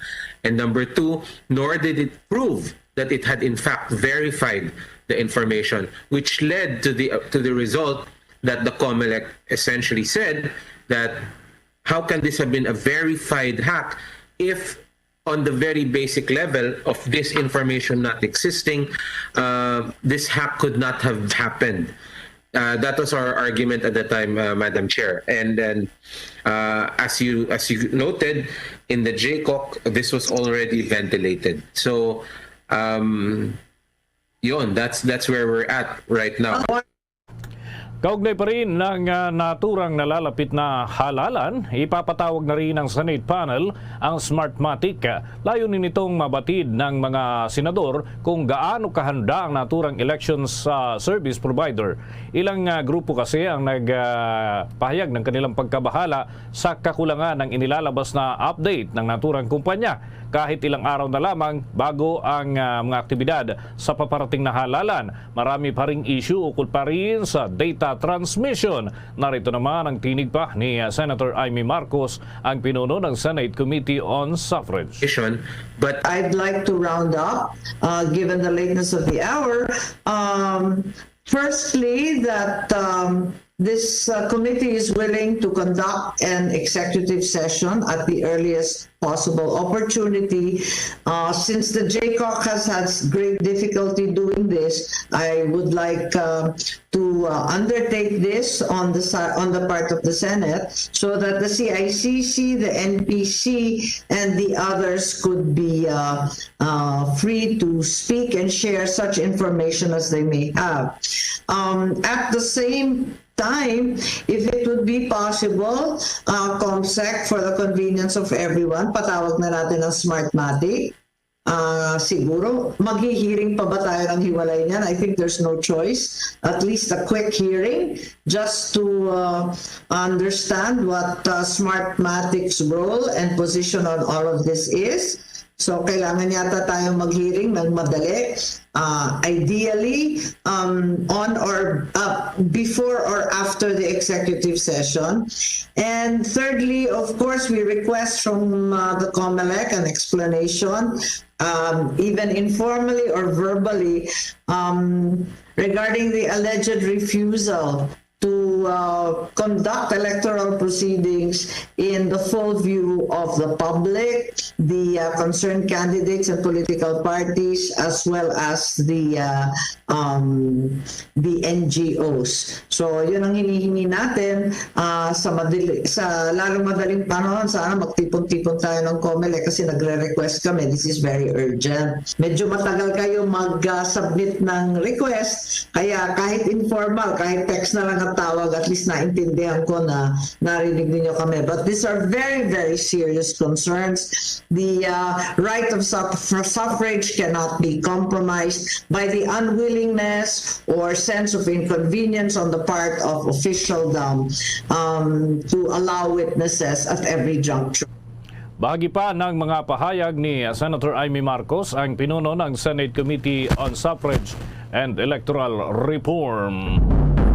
Sa mga karagdagan namang balita, ang Department of Interior and Local Government igagalang ang inilabas na temporary restraining order ng Supreme Court kaugnayan sa Oplan Baklas ng COMELEC. Samantala, tiniyak naman ng mga LGUs at PNP na susunod sa kautusan na ito. May karagdagang detalye pa si Bombo Anali Soberano. Igagalang ng Department of Interior and Local Government ang inilabas na temporary restraining order ng Supreme Court hinggil sa Oplan Baklas ng Commission on Election. Sa inilabas na NBank resolution, inatasan ng Supreme Court ang COMELEC at maging ang tagapagsalita nito na si James Jimenez na magsumite ng kanilang komento hinggil sa nasabing petisyon sa loob ng 10 araw matapos tanggapin ang nasabing notice. Ayon kay DILG Undersecretary at Spokesperson Jonathan Malaya, susunod sila sa kautusan ng Korte at kanilang aabisuhan ang lahat ng local government units, Philippine National Police at iba pang law enforcement entities na suspindihin muna ang lahat ng kanilang Oplan Baklas activities nationwide. Ang Oplan Baklas ay pinangungunahan ng DILG bilang deputized agent ng COMELEC. Batay sa inilabas na resolution ng Supreme Court, hinihiling ng mga petitioners ang paglalabas ng TRO kung saan ipinagbabawal muna sa mga respondents ang pag-implementa ng Section 21, Section 24 at Section 26 ng COMELEC Resolution number 10730. Nakasaad kasi sa nasabing probisyon ang direktiba ng poll body na baklasin ang lahat ng mga election materials maging sa mga privately owned areas na pinondohan ng mga pribadong individual. Binigyang linaw naman ni Yusek Malaya na tanging ang Section 21, 24 at 26 ang subject sa temporary restraining order. Kaya ang ibang probisyon sa COMELEC Resolution number 10730 ay epektibo pa rin. Siniguro naman ni Malaya na patuloy pa rin ipatutupad ng COMELEC ang ibang probisyon na nakapaloob sa nasabing COMELEC resolution na hindi sakop sa inilabas na temporary restraining order. Bombo Anali Montaño Soberano nag-uulat para sa Pambansang Radyo ng Pilipinas. Basta Radio, Bombo! 21 minuto na makalipas ang alas 6 ng gabi. Muling bubusisiin ng commissioners ng poll body ang resolution na nagsasadho ng panuntunan sa pangangampanya para sa halalan. Ngayon hong nasa kalagitnaan ng pandemya pa rin. Ito ang kinumpirma ni COMELEC Director Eliza Sabili David sa pagpupulong ng House Suffrage and Electoral Reforms Committee. Yan ho ay isinagawa ngayong araw. Sinabi ni Congressman Ferdinand Gaite na inaprubahan ng NBank ang naturang panukala ng bagong COMELEC Commissioner na si George Erwin Garcia sa pag-review ng Resolution 10732 ng poll body. Anya, ang bagong guidelines ay alinsunod sa existing alert level na ipinapatupad ng pamahalaan. Asahan na niya na magkakaroon ng mga pagbabago sa naturang resolusyon. Pero paglilinaw ni David na i-review ng committee ang naturang buong resolution at hindi lamang ang ilang probisyon nito. Samantala, paalala naman ng COMELEC Director sa lahat ito ng mga kandidato na maging maingat pa rin sa kanilang mga aktibidad sa kasagsagan ng pangangampanya. Samantala, kumuha pa tayo ng detalye naman doon sa nangyaring pagkasawi ng dalawang individual sa malawakang pagbaha sa may lake ng Cebu, South Cotabato. Nasa 400 mga pamilya na ang inilikas. May detalye ang Bombo Radio Coronadal. Nakapagtala na ng 2 patay ang bayan ng Lake Cebu, South Cotabato matapos ang pananalasa ng baha, dulot naman ng walang humpay na pagkos malakas na ulan. Ito ang ikunumpirma ng Bombo Radio Coronadal ni Lake Cebu Mayor Floro Gandam na ayon sa kanya, dahil sa tuloy-tuloy na pag-ulan sa kanilang lugar mula pa noong nakaraang araw, umapaw ang tubig baha sa Sungan River sa bahagi ng Barangay Kibang, Ned, Lake Cebu, kung saan sinubukan umanong tumawid na mga 3 magtuturo sa nasabing lugar o nasabing ilog, ngunit tinangay umano naman ito ng agos ng tubig. Maswerte naman na nakahawak ang isa sa mga biktima sa puno ng kawayan. Ngunit dahil sa malakas na agos ng tubig baha, natangay ng tuluyan na dalawang mga kasamahan ng mga ito. Maliban pa dito mga kabombo, 10 pamamahay rin ang natangay ng baha sa nasabing bayan, 2 kabayo ang natangay at 1 tulay ang nasira. Umabot naman sa halos 400 na mga pamilya ang kasalukuyang nanunuluyan sa mga 2 gym, 1 simbahan at manginman sa evacuation center para mabigyan ng ayuda. Maliban pa dito mga kabombo, nakapagtala rin ng landslide sa Lamdalag, Lake Cebu South, Cotabato. Sa ngayon, nagpapatuloy ang pamimigay ng tulong sa mga apektadong mga residente ang Lake Cebu Local Government Unit. At sa ngayon, inaalam naman sa ngayon ang kabuang pinsala na dala naman ng nasabing pagbaha. Okay, Bombo Yan ang Dan ulat Hart. mula dito sa Bombo. Okay po, Bombo Dennis. Sa kasalukuyan ba, ganun pa rin yung lakas ng mga pagulan na nararanasan kahit lagpas na itong low pressure area dyan sa inyong lugar? Tama ka, Bombo Dennis, hanggang sa ngayon, pareho pa rin yung current ng level ng tubig na kung saan simula nung nakaraang araw hanggang ngayon naka-experience pa rin ang mga residente doon ng malakas na pagbuhos ng ulan hanggang ngayong hapon, Bombo Dennis. Ano ba ito? Dati na ba itong binabaha yan lugar na tinutukoy ninyo? O ito'y rare na pangyayari? Ngayon lang naitala, Bombo Dan Hart? Yes, Bombo Dennis, ito na ang actually maraming beses na nakapagtala ang lugar o ang bayan ng Lake Cebu South, Cotabato ng pananalasa ng landslide. Noong nakaraang taon, nakapagtala din at pumunta din doon ang rescuer na kung saan dahil sa na-experience na low pressure area, dulot naman ng pagbaha at hanggang sa ngayon, ito pa rin the same ang na-experience ng mga residente sa nasabing bayan, Bombo Dennis. Sa kasalukuyan ba, may mga report pa kayong nakakalap mula sa local disaster management offices na may mga kailangan parang mailikas at this point in time dyan sa mga affected areas sa Bombo Dan Hart? Yes, Bombo Dennis, tama ka kanina. Ang rescuers nila ay hanggang sa ngayon nagpapatuloy dahil mayroon pang mga natirang mga residente sa mga high level na mga areas, lalo na sa mga bundok na lugar na hanggang sa ngayon hindi pa makapunta dito sa low-lying areas dahil naman sa malakas na buhos ng baha naman sa kanilang lugar, Bombo Dennis. Okay, with that, maraming salamat, Bombo Dan Hart Militar. Okay, yan ang ulat mula dito sa Bombo Radio Coronadal. Para sa Bombo Network News, ito si Bombo Dan Hart Militar para sa Pambansang Radyo ng Pilipinas at consistent number 1 sa probinsya ng South Cotabato, basta radyo. Bombo! Naghatid yan sa atin sa oras na 27 minuto na makalipas ang ika-6 ng gabi. Iniutos ng Palasyo Malacanang ang malalimang imbestigasyon sa pagkawala ng mga individual na sangkot umano sa isabong, gayon din ang inquiry dito sa online sabong license para sa posibleng mga paglabag. Ang direktibang ito ng pamahalaan ay kasunod na rin ng pagkakapasa ng isang resolusyon doon sa panig ng Senado na humihikayat kay Pangulong Rodrigo Duterte na suspindihin ang lisensya o kaya naman ay permit ng isabong na ilang operators ang saklaw nito noon pang Marso 1 na ilabas ang naturang resolusyon. At base nga sa data mula sa Senado, lumalabas na nasa 34 na individual ang hindi mahagilap o hindi matagpuan kaugnay ng naturang pangyayari at naiulat na nawawala. Subalit batay naman sa memorandum na nilagdaan Executive Secretary Salvador Medialdea noong 8 ng Marso, hindi nito ipinag-utos ang suspension ng isabong. Sa makatuwid, iniutos ng Malacanang sa PNP at NBI na magsagawa ng malalimang investigasyon sa pagkawala ng mga sabongero at magsumiti ng kanilang findings sa Office of the President at gayon din sa tanggapan ng Department of Justice sa loob ng 30 araw. Kaugnay din ito, inatasan ng pamahalaan ang Philippine Amusement and Gaming Corporation o PAGCOR na imbestigahan ang posibleng mga paglabag ng isabong operators.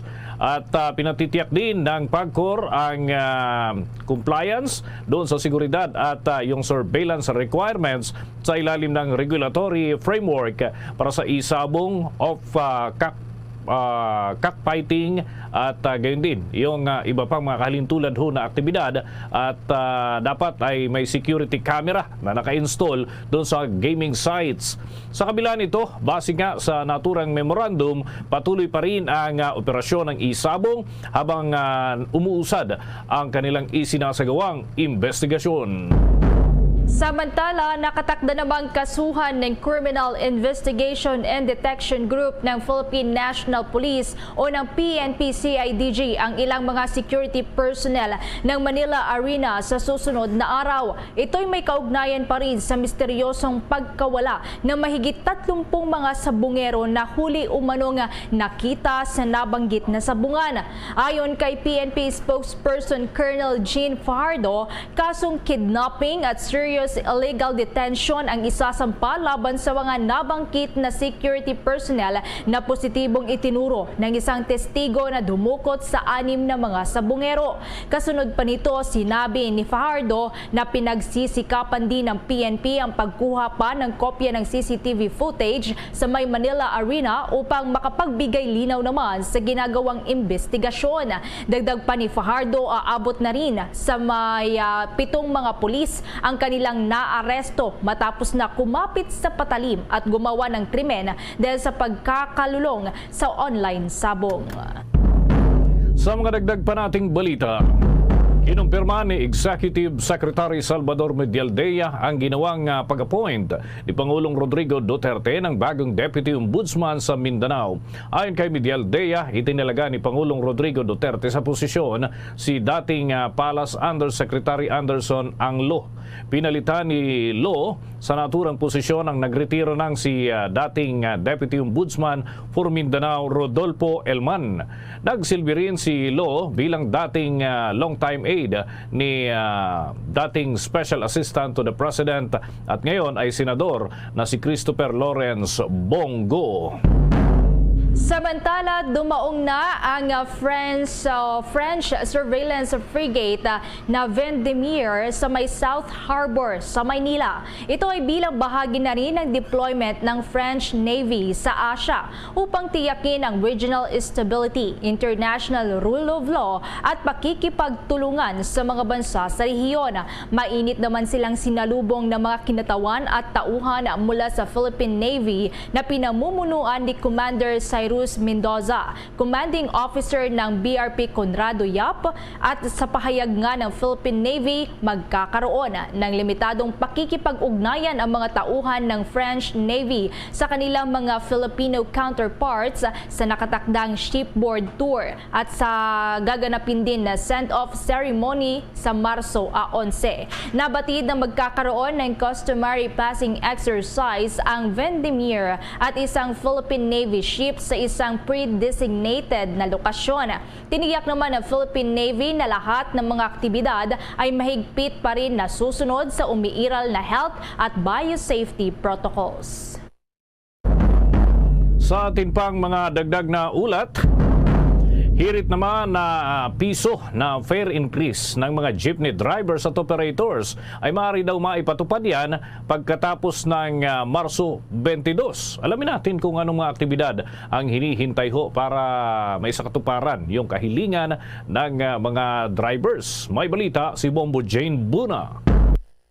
Ipinaliwanag ni Land Transportation and Franchising Regulatory Board Executive Director Cristina Casion na kailangan pa ng masusing pag-aaral hinggil sa apila ng mga PUJ drivers at operators na taas pamasahe. Paliwanag ni Casion, bagamat may epekto ang patuloy na pagtaas ng presyo ng petrolyo sa mga ito, ay dapat ding isaalang-alang ang mga pasahero. Kaugnay nito, isa anyang solusyon ang fuel subsidy na target na maipamigay ng gobyerno ngayong buwan at ang kasalukuyang pagsasailalim sa service contracting program ng ilang mga pampublikong transportasyon. Unang-una, naiintindihan po natin ang sentimento ng ating mga transport operators and drivers. Alam po natin, umaaray na po talaga sila. Pero isinaalang-alang din po kasi at masusing inaaral ng LTFRB ang lahat ng aspeto po. Kasi hindi lang naman po operators at drivers ang apektado po sa kasalukuyang krisis at pandemya na kinakaharap po natin. Nandiyan po yung mga commuters din. At epekto din, kung sakaling magtaas po tayo, ay yung epekto naman po, domino effect, ika nga nito dun sa goods and services po. On the one hand, kasi yung mga operators, meron pa naman po tayong basket of solutions, ika nga, na maibibigay sa kanila. Nandyan yung ating fuel subsidy na 2.5 billion. In fact, yung ating economic cluster ay nagre-recommend po ng karagdagan na 5 billion, no, na they're targeting na ngayong Abril po na mai-release po. And then we have the service contracting program in which po magbibigay ng libreng sakay po ang ating mga pampublikong sasakyan at kapalit po niyan, ang gobyerno po ang magbabayad sa kanila ng weekly po at ang weekly na bayad na ito will cover the operational expenses. Ibig sabihin po, kahit yung panggasolina ay covered po sa pinabayad ng gobyerno. Aside from that, meron din pong pagpupulong ang DOE sa mga oil players sa pagbibigay ng diskwento po. So, there are so many options for the operators and drivers na kayang ibigay ng gobyerno. Pinaalalahanan ni Quezon ang mga driver na wala pang pinanadesisyon ang ahensya ukol sa pagtataas ng pamasahe sa mga pampublikong transportasyon sa bansa. May tuturing overcharging at maring magkaroon ng penalty mula 1,000 pesos hanggang 15,000 pesos ang mga driver na magtataas ng pamasahe nang walang kautusan mula sa LTFRB. Nanawagan si Quezon sa mga pasahero na i-report ang mga driver na magpapatupad ng iligal na pagtaas ng presyo ng pamasahe para makapaglabas ang ahensya ng show cause order. Pinapaalalahanan po natin ang ating mga drivers and operators po na wala pang final na desisyon ng LTFRB kung kaya't ang kasalukuyan po na fare natin ay 9 pesos pa rin po. Maituturing na overcharging po ang sobrang pagniningil po at ang overcharging po ay may penalty na first offense po ay 5,000, second offense ay 10,000 at impounding ng sasakyan, and third and subsequent offense po ay 15,000 po yung fine niya at posibleng isuspende or kanselahin po yung prangkisa. Kaya po pinatawagan namin yung ating mga operators and drivers na sana po kung ano lang po yung tamang singil, kung ano yung nakalagay sa fare matrix po, yun lang po muna yung ating isingil dun sa publiko po. For our commuters naman po na apektado po nito, no, at ino-overcharge po sila, we're calling on to them na you can contact us through our hotline 1342 at mangyari po lamang manggitin kung ano po yung plate number or case number po ng inyong sinakyan para po mai-issuehan natin ng show cause order. Iniulat naman ni Quezon na maaaring pagkatapos ng March 22 sa maging desisyon nito kaugnay sa 1 peso fare increase na hirit ng mga jeepney drivers at operators. Meron po tayong isa pang hearing ng March 22, gaya na nga ng sinabi ko kahapon kasi hindi po kompleto yung dokumento na inano ng ating mga petitioners po, no? So kinakailangan pa nila ng magsumite ng karagdagang mga dokumento. So after March 22 po ay makapagpalabas ng final na desisyon ng LTFRB. In the meantime po na hindi pa makapaglabas ng final na desisyon ng LTFRB, ang ating fuel subsidy program at service contracting program naman po ay tinatayan na magsisimula po. Mula dito sa Pasay City, ito si Bombo Jane Buna nag-uulat para sa Pambansang Radyo ng Pilipinas, Basta Radio. Bombo! Samantala sa karagdagan pang balita, pinag-aaralan na rin ng Department of Science and Technology o DOST ang pagrolyo ng electronic vehicles o e-vehicles para masolusyonan ang nakaambang kakapusan ng supply ng langis sa bansa. Bunsod na rin ng nangyayaring kaguluhan ngayon sa Ukraine. Ayon kay DOST Secretary Fortunato de la Peña, tinitignan na anya ng kagawaran ang mga available na resources na mayroon ng bansa kasunod ng anya biggest na oil price increase nitong araw ng Martes. Isa nga dito ang paggamit ng e-vehicles. Ayon kay De La Peña, commercially available na ang e-vehicles. Subalit ang pangunahing problema naman na nakikita ngayon ay ang charging station infrastructure. Sa kasalukuyan, sinusuportahan ng DOST ang development ng commercialized fast charging system para mapabilis pa ang rollout ng mga e-vehicles. Anya, marami na ring proyekto ang nakumpleto ng ahensya at kasalukuyan nagpapatuloy. Subalit ang energy conservation ang pinakamahalagaan niya nilang pag-uukulan na panukala dahil mas makakatulong ito para maibsan ang impact ng fuel shortage. Sa mga dagdag pa nating balita, kinumpirma ng Palasyo Malacanang ang pagkakatalaga ni Pangulong Rodrigo Duterte kay Bureau of Corrections Director General Gerald Bantag para sa 6 na taong termino na nito. Sinabi ni Acting Presidential Spokesman Secretary Martin Andanar na bago ang appointment kay Bantag, hiniram lamang siya mula sa Bureau of Management and Penology, Bureau of Jail Management and Penology para maging Director General ng Bucor, subalit pinanatili ang kanyang item o posisyon sa BJMP. Si Bantag ay unang itinalaga sa Bucor noon pang taong 2019 at renewable kada 6 na buwan lamang yung kanyang appointment. Pero sa bago nitong tungkulin, sinabi ni Andanar na wala na si Bantag sa ilalim ng BJMP. Bagkus ay direkta na anya itong nasa ilalim ng Bucor na may tour of duty na hindi lalagpas ng 6 na taon. Samantala, mga kabombo, sa pahabol pang mga appointment na ilabaso ng Palasyo Malacanang, itinalaga na rin si Transco President at PDP Laban Secretary General Melvin Matibag bilang bagong Cabinet Secretary naman na akto bilang kapalit ni Secretary Carlo Alexei Nograles na mapupunta naman sa tanggapan ng Civil Service Commission. Sa ibang balita, ang bilang ng mga paaralang nakikibahagi sa limited in-person classes umakyat na po yan sa mahigit 6,000. May detalye pa si Bombo Dave Vincent Pasit. Mas marami pang mga paaralan ang nagbukas ng kanilang mga pintuan para sa mga estudyante bilang bahagi ng progressive phase ng plano ng Department of Education para sa limited in-person classes. Hanggang noong Marso 5, aabot na sa 6,121 paaralan sa buong bansa ang nagsasagawa ng limited in-person classes base na rin sa datos mula sa Department of Education. Mas mataas ang bilang na ito kung ikukumpara naman sa datos noong Marso 2 kung saan 4,315 paaralan pa lamang ang nagsasagawa ng in-person classes. Mula sa kabuang bilang, 6,013 ang public schools habang 108 naman ang bilang ng mga private schools. Lumalabas din sa datos na 887,348 na mga mag-aaral sa elementary at high school ang dumadalo sa kasalukuyan sa limited face-to-face classes. Marso 2020 nang ipinagbawal ang in-person classes dahil sa COVID-19 pandemic. Bumalik lamang ito noong halos patapos na ang taong 2021 kung saan 300 na mga paaralan ang sumali sa pilot phase. Sa ngayon, sinabi ng DepEd na nagpapatupad na ang mga paaralan ng blended learning o kombinasyon ng remote learning at in-person classes. Bombo Davidson Pasit nag-uulat para sa Pambansang Radyo ng Pilipinas. Basta radyo, Bombo! Sa mga dagdag pa natin balita, hindi inaprubahan ng Fiscal Incentive sa Review Board na isang interagency government body ang apila ng Business Process Outsourcing o BPO companies na mapanatili sa work from home arrangement doon sa loob ng 6 pang buwan.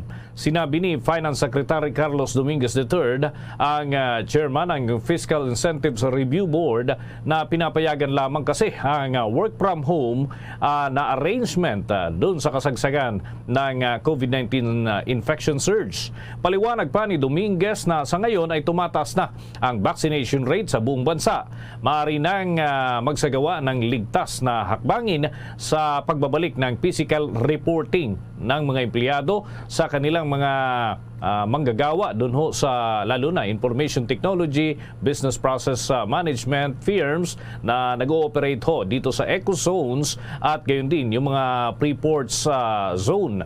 Bilang parte naman ng muling pagbubukas ng ekonomiya ng ating bansa, hinihikayat ng pamahalaan ang pagbabalik ng on-site work doon sa mga lugar na nasa ilalim na ng Alert Level 1 na may saklaw na 62% ng ekonomiya.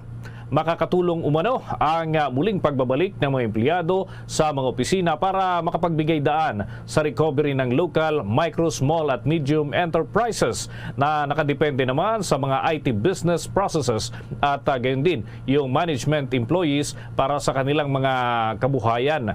Nagbabala ang FIRB na tatanggalin ang tax-exempted incentives ng BPO na hindi naman susunod sa naturang direktiba. Nauna nang inihirit ng IT and Business Process Association of the Philippines ang work from home sa ilan pang mga employers na mananatili na lamang sa ganong sistema hanggang Setyembre upang makapag-adjust. Doon ho ito sa kanilang work setup, subalit hindi ito inaprubahan ng inilabas na resolusyon ng FIRB.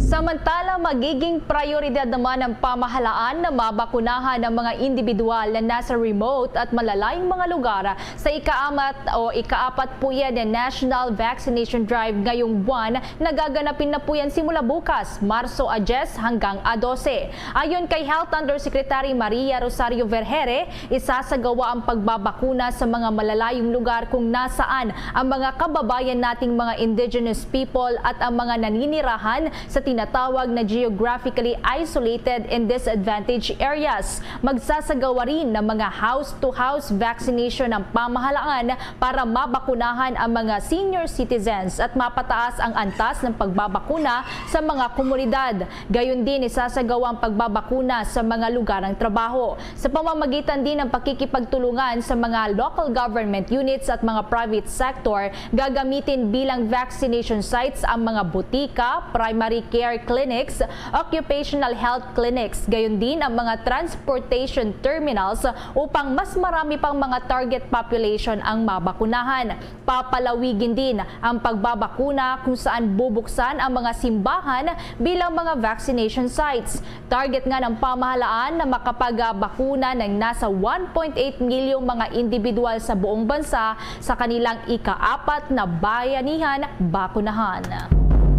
Suportado naman ng Department of Trade and Industry ang paglalagay sa buong bansa sa ilalim ng pinakamaluwag na Alert Level 1 at ang pagpapalawig pa ng in-person classes para maibsan ang impact ng tensyon sa pagitan ng Russia at Ukraine ay malaki din daw ang magiging epekto nito.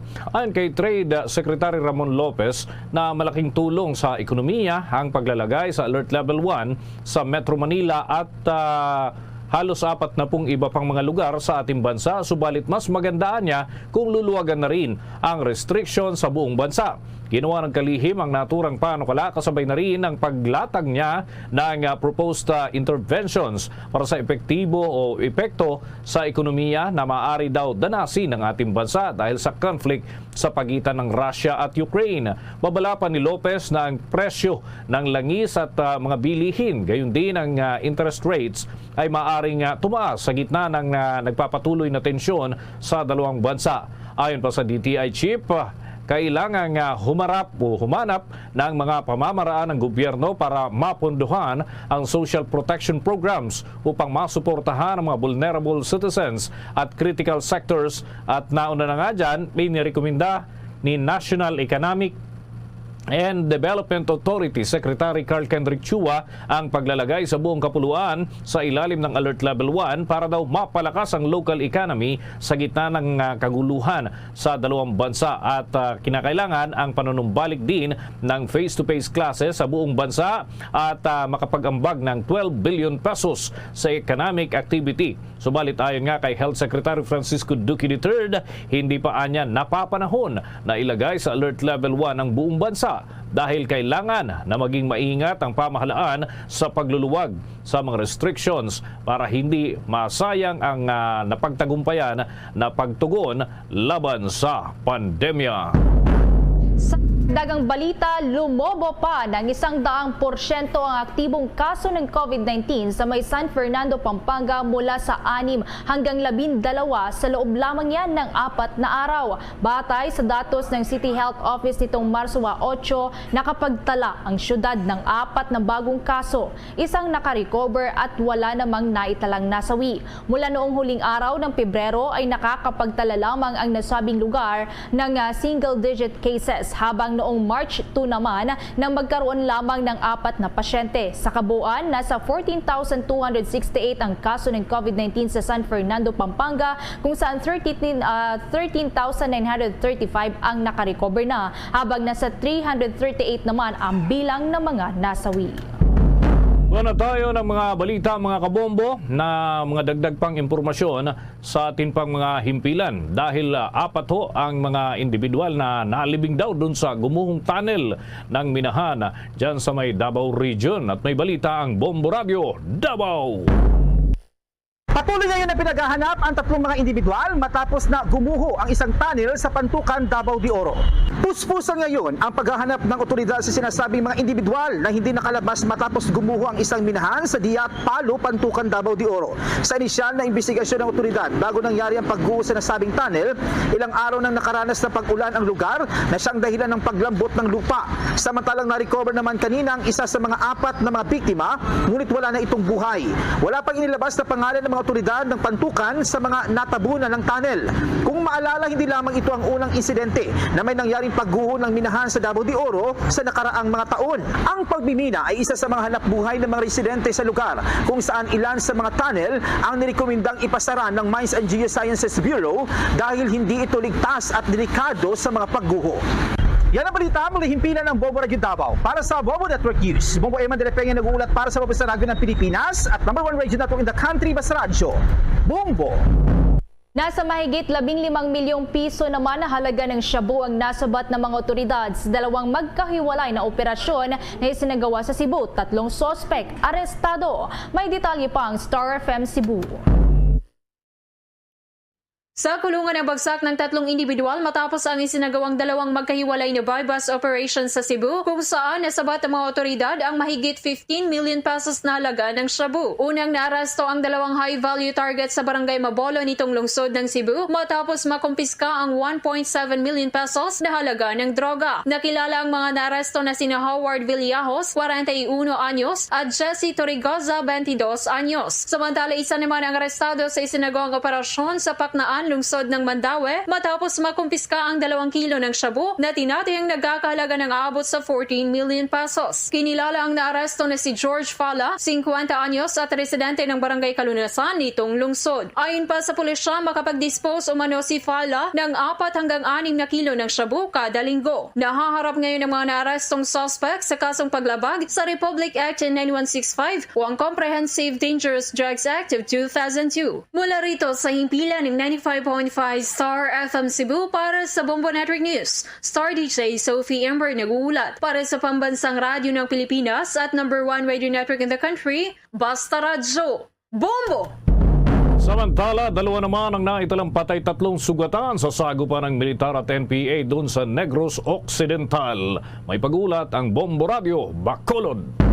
Unang naral. Dalawang kasapi ng New People's Army ang patay habang dalawang sundalo at isang rebelde naman ang sugatan sa naganap na sagupaan laban sa militar sa barangay Amin, Isabela, Negros Occidental kaninang umaga. Sa panayam ng Bombo Radyo Bacolod kay Brigadier General Inocencio Pasaporte, nag-report ang mga residente na may presensya ng NPA sa lugar kaya't nagresponde ang mga kasapi ng 62nd Infantry Battalion at Isabela Municipal Police Station. Pagdating sa lugar, nakasagupan ng mga sundalo ang tinatayang 10 kasapi ng NPA at tumagal ng 3 minuto ang bakbakan. Binawian ng buhay si Virgilio Marco Tamban alias Bedam, commander ng SYP Platoon Lenovo at isa pang miyembro ng NPA na wala pang identity hanggang sa ngayon. Ang sugatan naman ay dinala sa ospital matapos lumapit sa mga residente sa lugar. Pinuntahan na rin ng mga otoridad sa ospital ang sugatan at umamin ng biktima na siya ay miyembro ng NPA. Ayon kay Pasaporte, 2 sundalo ang nasugatan sa kamay at balikat at ginagamot ngayon sa ospital. Samantala, isa namang kasapi ng komunistang grupong nahuli ng mga sundalo kung saan na-recover dito ang 2 caliber 45 pistol at isang hand grenade. Batay sa intelligence report na nakuha ng 303rd IB, plano ng nabanggit na grupo na patayin ang isang sibilyan sa lugar na kanilang pinaniniwalaang informant ng gobyerno. Mula dito sa lungsod ng Bacolod, ito si Bombo Zaudi Furo II para sa Pambansang Radyo ng Pilipinas. Consistent overall number 1 sa Bacolod, Basta Radio Bombo!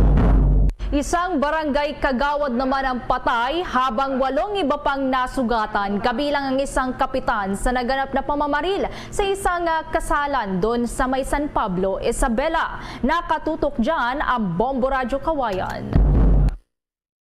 Patay ang isang barangay kagawad at nasugatan ng 8 iba pa kabilang ang barangay kapitan matapos ang naganap na pamamaril sa isang kasalan sa Sitio Flaviano, Barangay Dalena, San Pablo, Isabela. Kinilala ang namatay na biktima na si Girly Telan, barangay kagawad ng Simano Sur, San Pablo, Isabela. Nasugatan din si punong barangay Brixio Gumaru habang ang 7 iba pa na nasugatan ay inaalam pa ang kanilang pagkakakilanlan. Batay sa impormasyong nakuha ng Bombo Radyo Kawayan sa San Pablo Police Station, kasalukuyan umano ang sayawan sa kasal ng isang kinilalang Police Corporal Brian Patalitan nang maganap ang pamamaril ng hindi pa nakikilalang pinaghihinalaan. Kasalukuyan umano ang pagsasayaw ni na Barangay Captain Gumaro at iba pang dumalo sa kasal nang biglang pumasok ang pinaghihinalaan sa dancing floor at binaril si Barangay Captain Gumaro at ipinagpatuloy ang pamamaril kung saan tinamaan ng ilang manunood. Agad namang dinala ang mga biktima sa Manuel A. Ross District Hospital upang lapatan ng lunas, ngunit idineklarang dead on arrival ng attending physician si Barangay Kagawad Telan at ng suspect sa pamamaril. Yan ang ulat mula rito sa Bombo Radyo Kawayan para sa Bombo Network News. Ako si Bombo Jason Felina nag-uulat para sa Pambansang Radyo ng Pilipinas at consistent overall number 1 radio station sa Isabela, Basta Radio Bombo. Bombo Sports News. Nagpasya si dating Tennis World's number 1, Andy Murray, na kanyang ibabahagi sa mga organisasyon na tumutulong para sa mga batang naapektuhan ng giyera sa Ukraine ang premyong mapapanalunan nito sa torneo na kanyang sasalihan. Sinabi nito na lahat ng kanyang kikitain para sa taong ito ay ibubuhos sa United Nations Children's Fund o UNICEF na siya namang nangunguna sa pagtulong doon sa mga batang naiipit sa kaguluhan sa pagitan ng Ukraine at Russia. Nanawagan din ito sa mga fans na magbigay ng donasyon para matulungan yung mga bata at refugee na naiipit sa nasabing kaguluhan. Nauna nang nangako ang ilan pang tennis organizations, kasama na ho dyan yung ATP, WTA at maraming iba pa na yung 4 na Grand Slam tennis organizations na sila ay magbibigay ng kanilang donasyon na aabot ho sa $700,000 bilang humanitarian relief at pagsuporta na rin sa mga tennis federation doon sa Ukraine. Base kasi sa talaan ng United Nations Refugee Agency na UNICEF at UNHCR na aabot sa 2 milyon na karamihan ho ay mga kababaihan at mga bata ang lumikas sa Ukraine mula nang umatake ang puwersa ng Russia. Bombo Entertainment News. Bombo Entertainment News.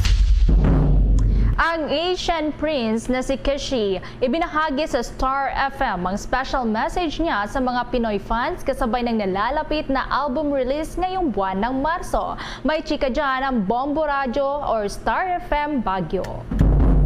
Excited nang makapasyal sa Pilipinas at makapagtanghal ang American-Vietnamese music sensation at tinaguri ang lo-fi prince na si Keshi sa harap ng kanyang mga Pinoy fans. Sa kanyang pahayag sa Star FM Baguio, sinabi nitong umaasa siya na makabisita ngayong taon at maiparinig sa kanyang mga fans ang mga kanta na bahagi ng kanyang upcoming debut album na Gabriel, kung saan kabilang ang kanyang new video single na Get It. I would love to go to the Philippines. I would love to go to all of Asia. I'm dying to go. Like I mentioned before, like as soon as like everything gets figured out, which hopefully happens this year.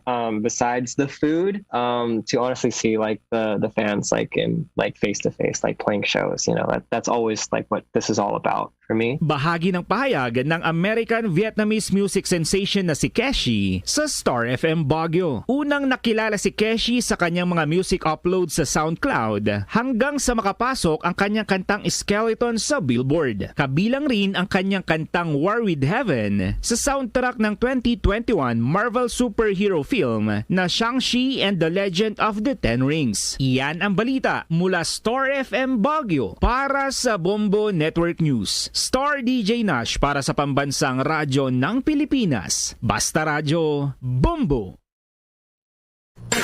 Bombo Foreign Exchange Update. Para ho sa mga nag-aabang sa palitan ng piso kontra sa foreign currencies na itala ngayong araw mga kabombo ang 52 pesos and 19 centavos.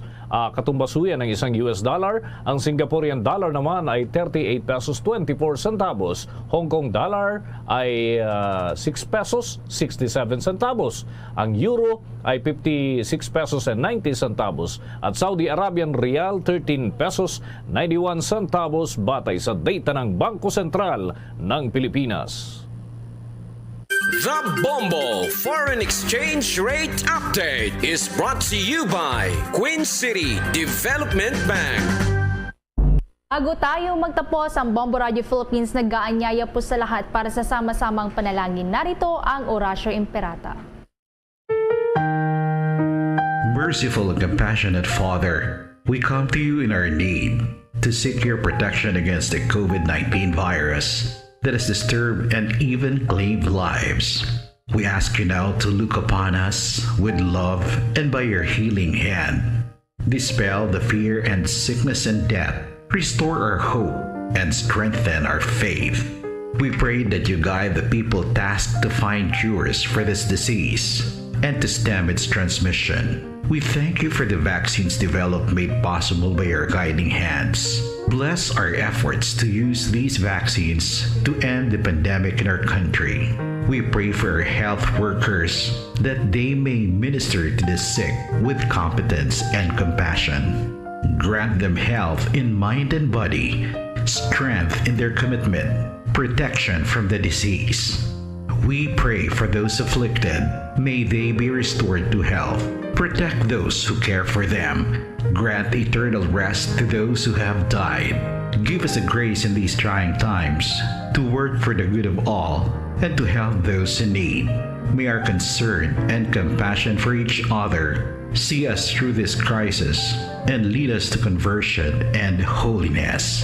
Grant all these through our Lord Jesus Christ, your Son, who lives and reigns with you in the unity of the Holy Spirit, God, forever and ever. Amen. At yan ang Bombo Network News. Mula sa Bombo News Center Makati, kami ang inyong mga naging tagapagbalita. Ako si Bombo Everly Rico. Ako naman si Bombo Dennis Hamito para sa Pambansang Radyo ng Pilipinas, Basta Radio. Bombo! At sumainyo ang kalipunan ng maiinit at pangunahing mga balita sa Bombo Network News. Hatid sa inyo ng Pambansang Radyo ng Pilipinas, Bombo Radio Philippines. Pa Radio Bombo!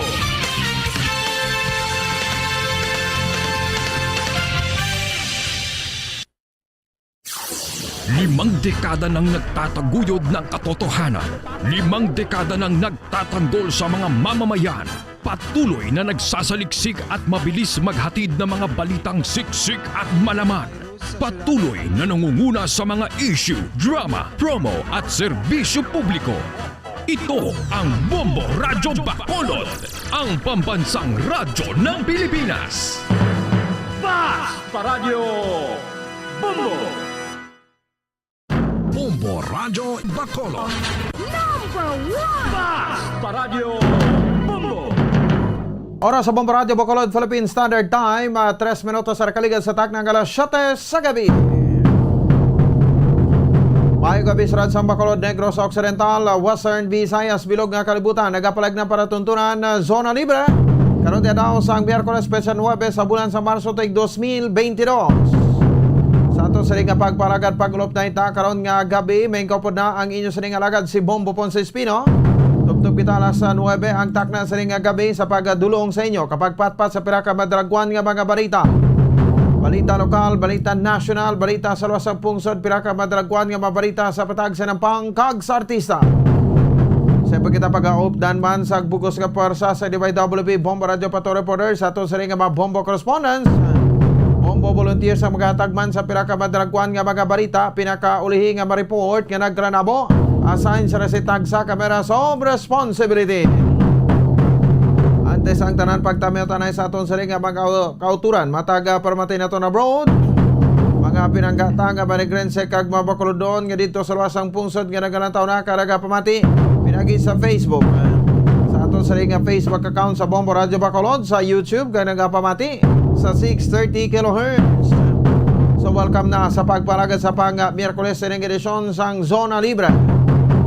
Sa aton sa ring nga mga at the same time sa aton sa ring nga mga kabombo, no? Ang mga live nga para tuntunan sa Bombo Radio Bacolod from sign on to sign off ang inyo sa makitaan kag babatian sa Facebook kag sa YouTube. Lakip na ang aton nga pagpapati sa badikalidad nga drama. So welcome na sa pagpalagad sa Miyerkules nga edisyon. Ikaduwa na nga daw sang Miyerkules sa ring labi urang nga semana, kung hamboy sa ikaduwa nga semana sang ikatatlo nga bulan sa nga tuig ang tuig sang mga Tegre. 5 minutos sa kaligad sa takna ng alas 7 sa gabi sa aton sa ring para tuntunan.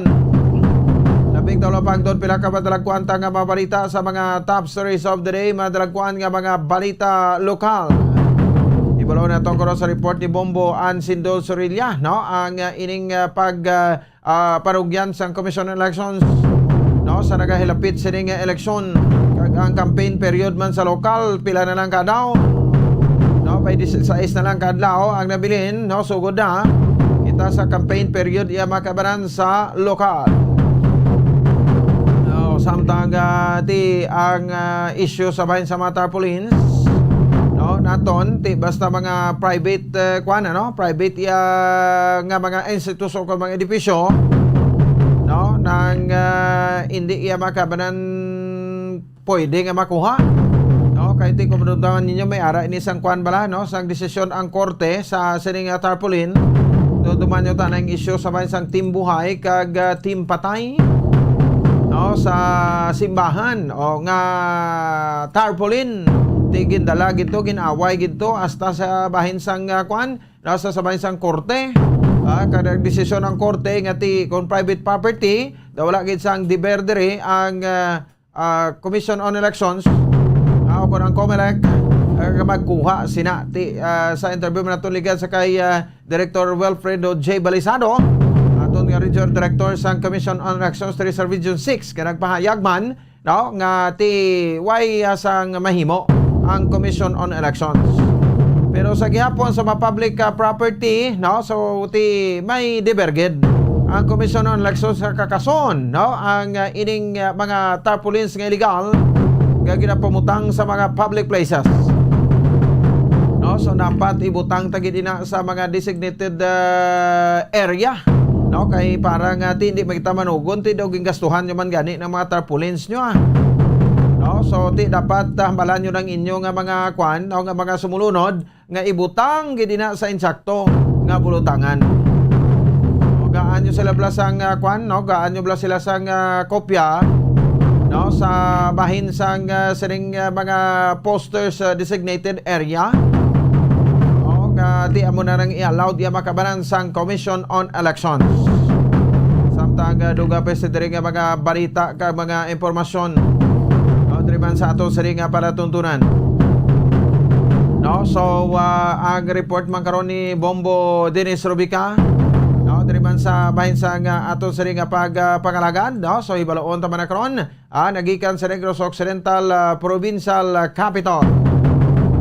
No, so diri no sa bahin sang Provincial Capital, no, may mga impormasyon man kita diri makabanang nakuha, no, ini with regards sa bahin sang sining programa sa vaccination, no, sa aton sa probinsya.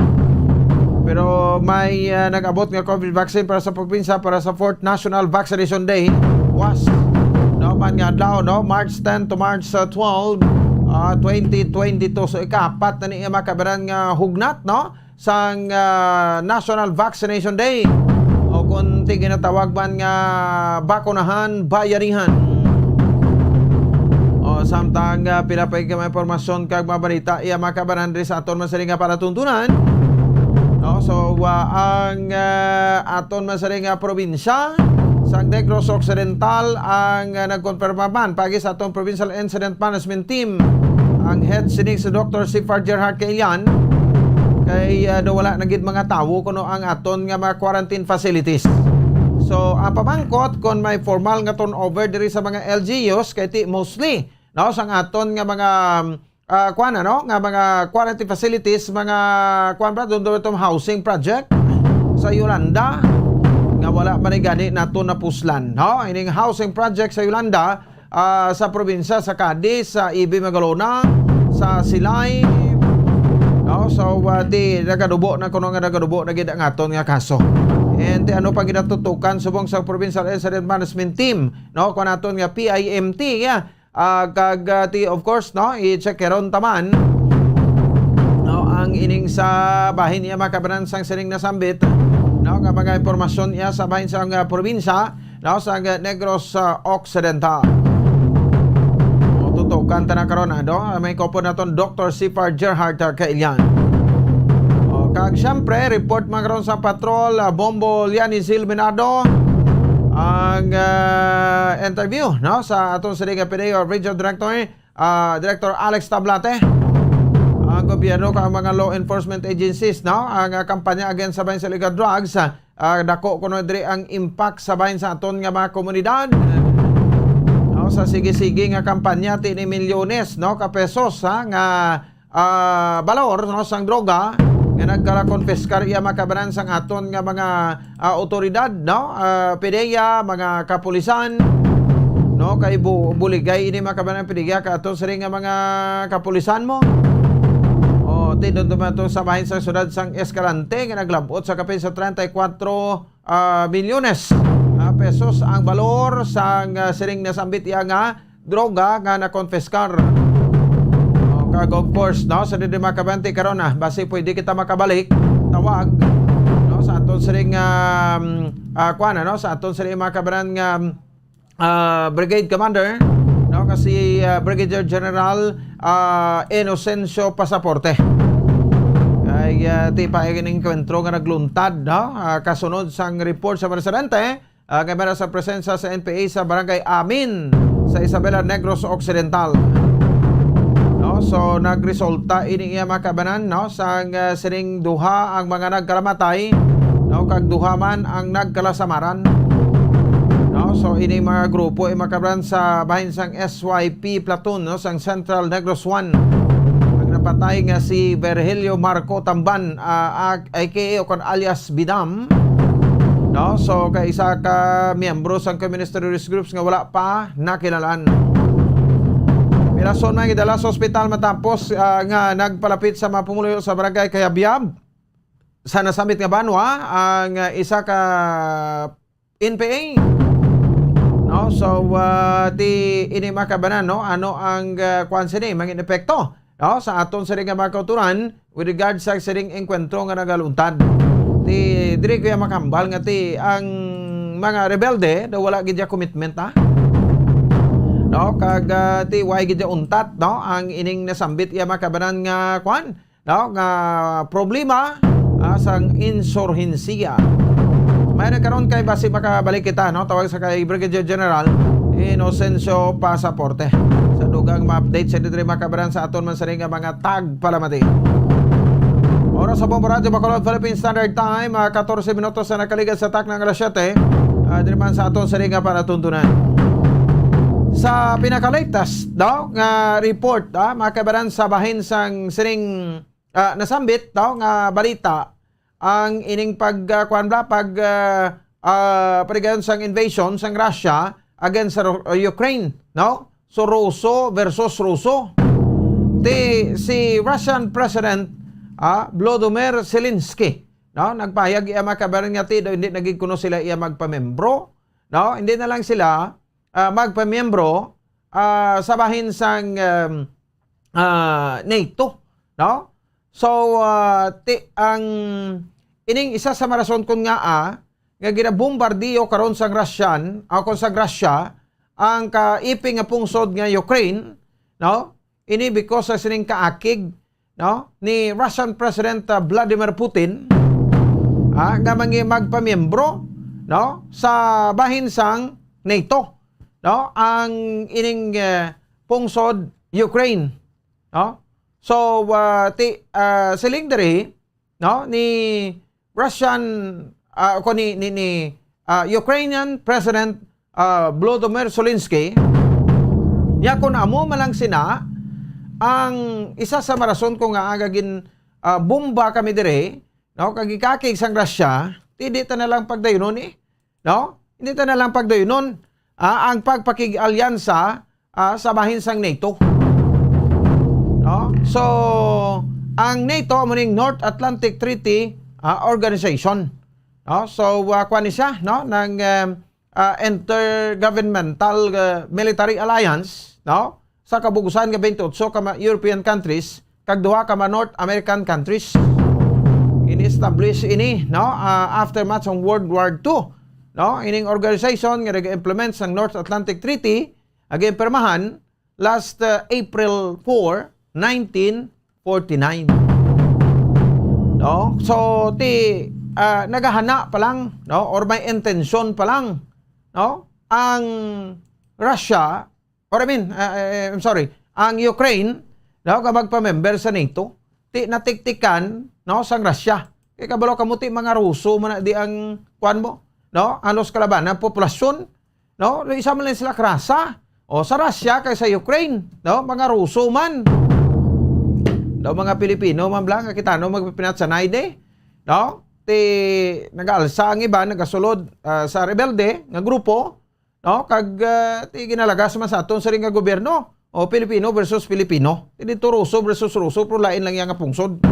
But they are the same on the nationalities, no. Los kalabanan Ruso gid na, no, pero nag-separate lang gid niya ang Ukraine sa Russia, no.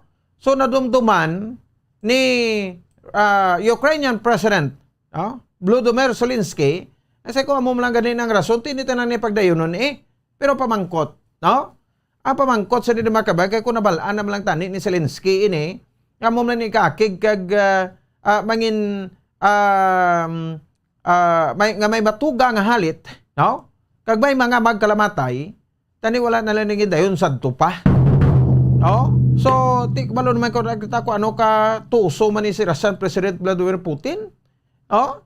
Iti utok pulbura man sa gani, di ex-spy, no, ex-military, ti grabe man, no? So, ti aga simple lang saya, ti kasaligman mo.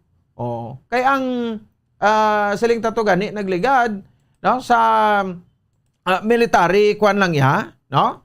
Sa military personnel capability, no, sang Russia, wag katunga ni sa mga military sang Ukraine. Oh, sa active nga troops ya, militar, no? Sang Ukraine 200,000 lang, ang Russia yan 900,000. Oh, di nga gagin dayon ta paabi. O nga gagin ginasigi tagid ini padayon, no? Kay nagatuga lang ini sang halit. Oh, ti lang tawa, no? Look at Ukraine. What is Ukraine now? No? Tiyo, ara, no? Ubos kala pudpod ang ilang nga mga edipisyo didto man. No, hindi magid tanan, but ining mga primary nga mga buildings, no? Ang ubos ay makabayan pudpud sang Russia. Nga ginapaulanan nga pulunan, no, sang mga rockets, no, kag mga missiles sang Russia. No, so makaluluoy ti ang kwan siya gwa sining, no? Ngayon collateral damage wala labot ang mga kauturan naton nga way gidya sang kwan, wala gidya sang kalabot-labot sa sining ilang nga away. Tikitaan taman, no? Basta wala gani may magpaubos, no? May gamo gidya nga magaluntad, no? So anong imuon mo para makalikaw ikaw sa gamo? O ti siyempre mapaubos ka. O ti hindi man babato man ang Ukraine, no? Kasi panginmatyan man nila inang ila sa pungsod.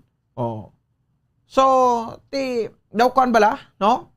Daw magbag-id ka sang posporo, sang palito sa posporo sa balag-iran niya, no? Ganaga-create bala sang dugang nga tension, no? So, dapat gin hold anay ini sang Ukraine mo. Hindi man lang yung mga taga-Ukrainian apektado, nga mga Ruso man nga toto, pati man ang aton nga mga Filipino OFWs. No? So, after sa declaration ni Volodymyr Zelensky, hindi na lang pagdayon ng pagpag-alansa sa NATO, no? Pero sang hapon nagpagwa naman sa statement niya, no? Nga we will fight until the end. Di anong buot silingon sini, no? Pila na kabilog ang mga nagkalamatay and magluwasin na, ang epekto sa aton bla? O, ang epekto sa aton ng ekonomiya diri sa pungsod Pilipinas. Ngati daw haluson ka na magwa nga madala kasang salakyan kay ang presyo sang krudo kasang gasolina ni magwantahan. So this is because sa gihapon, no? Sang sining away nga nagapatunga dito sa Russia kag sa Ukraine. So wala sang may makaluwas sini diri, no? So magluwasin na epekto pa yun sa pagmahal, no? Sa mga presyo, sa mga basic, mga prime commodities naton. Na amo na sa, no? So dason semana bantayan ta ang mas big time pagid nga rollback. So muna gina panawaga man nato na so tani, no? Hindi mabi maka-intra sa nidring NATO kay ang Ukraine hindi pa member, no? So ang Amerika pasalig mo lang pasalig. So dira nyo nakitaan, no? Dira nyo nakitaan kung ano ang no? Ang kung ano ka committed, no, ang Amerika. Although hindi pa ba nila kalyado kay Amerika ti kalyado na sang NATO, no? Pero galing kuan man sila, no? Nang hands off man sila kay basi kumasunog man sila da na mag-intra sila. So that's why nga why giniya naga head on ang Amerika. So diri lang kuno sila iya no? Mabalos sa pag-sanction, no? Mapataganog sila sang economic sanction against sa Russia nga ginasuguran nila subong. Pero because sa economic sanction makasiling kita diri hindi man Japon makaluwas, no? Sini sang i-sanction, no, sang Amerika sa bahin sang Ukraine. Sige, dugangan na ito na karon iya makabaran kay may mga interviews man kita ginakuha sa bahin sa ato sa mga correspondent dito sa may bahin sang Ukraine. Oras sa Bombarado Bacolod, Philippine Standard Time, 21 minutos na nakaligas sa takna ng alas 7 sa gabi diri sa ato sa pagpanagan. So ara na no nakatsunin ang ato sa mga tagpramati, no, si Nini Lamasan, no, kay si Pres Hadulos nara na gatsunin na back up sa kay Choy Mariano Galliano. Sige, no, tagitan na pila ka maparamdam then pagbalik naton, no, ang report ni Bombo Ansindo Surilla. Check naton ining sabahin sa mga posters pala sa mga private institution, no, nga Comelec te way ginedibera. Okay, i-review ta karon ining desisyon sa korte ang nagpabor, no, santo sa simbahan sa Bacolod San Sebastian Cathedral, no, angot sa sining reklamo nga pagbutang sa poster sa ilang vicinity. Magabalik kita pagkatapos kinamang sini. Stand by. Bombo Radio Bacolod. Number 1 Basta Radio Bombo. Tips sagud malikawan ng insomnia. Ang pagtulog sang maayo ang makaapekto sa mental kag physical health sang isa ka tawo. Apang kung kaisa hindi maligar nga nagaka-eksperyensya sa ginatawag nga insomnia, gani ari ang matip sa gud malikawan ini kag mas makatulog sang maayo mga kabombo.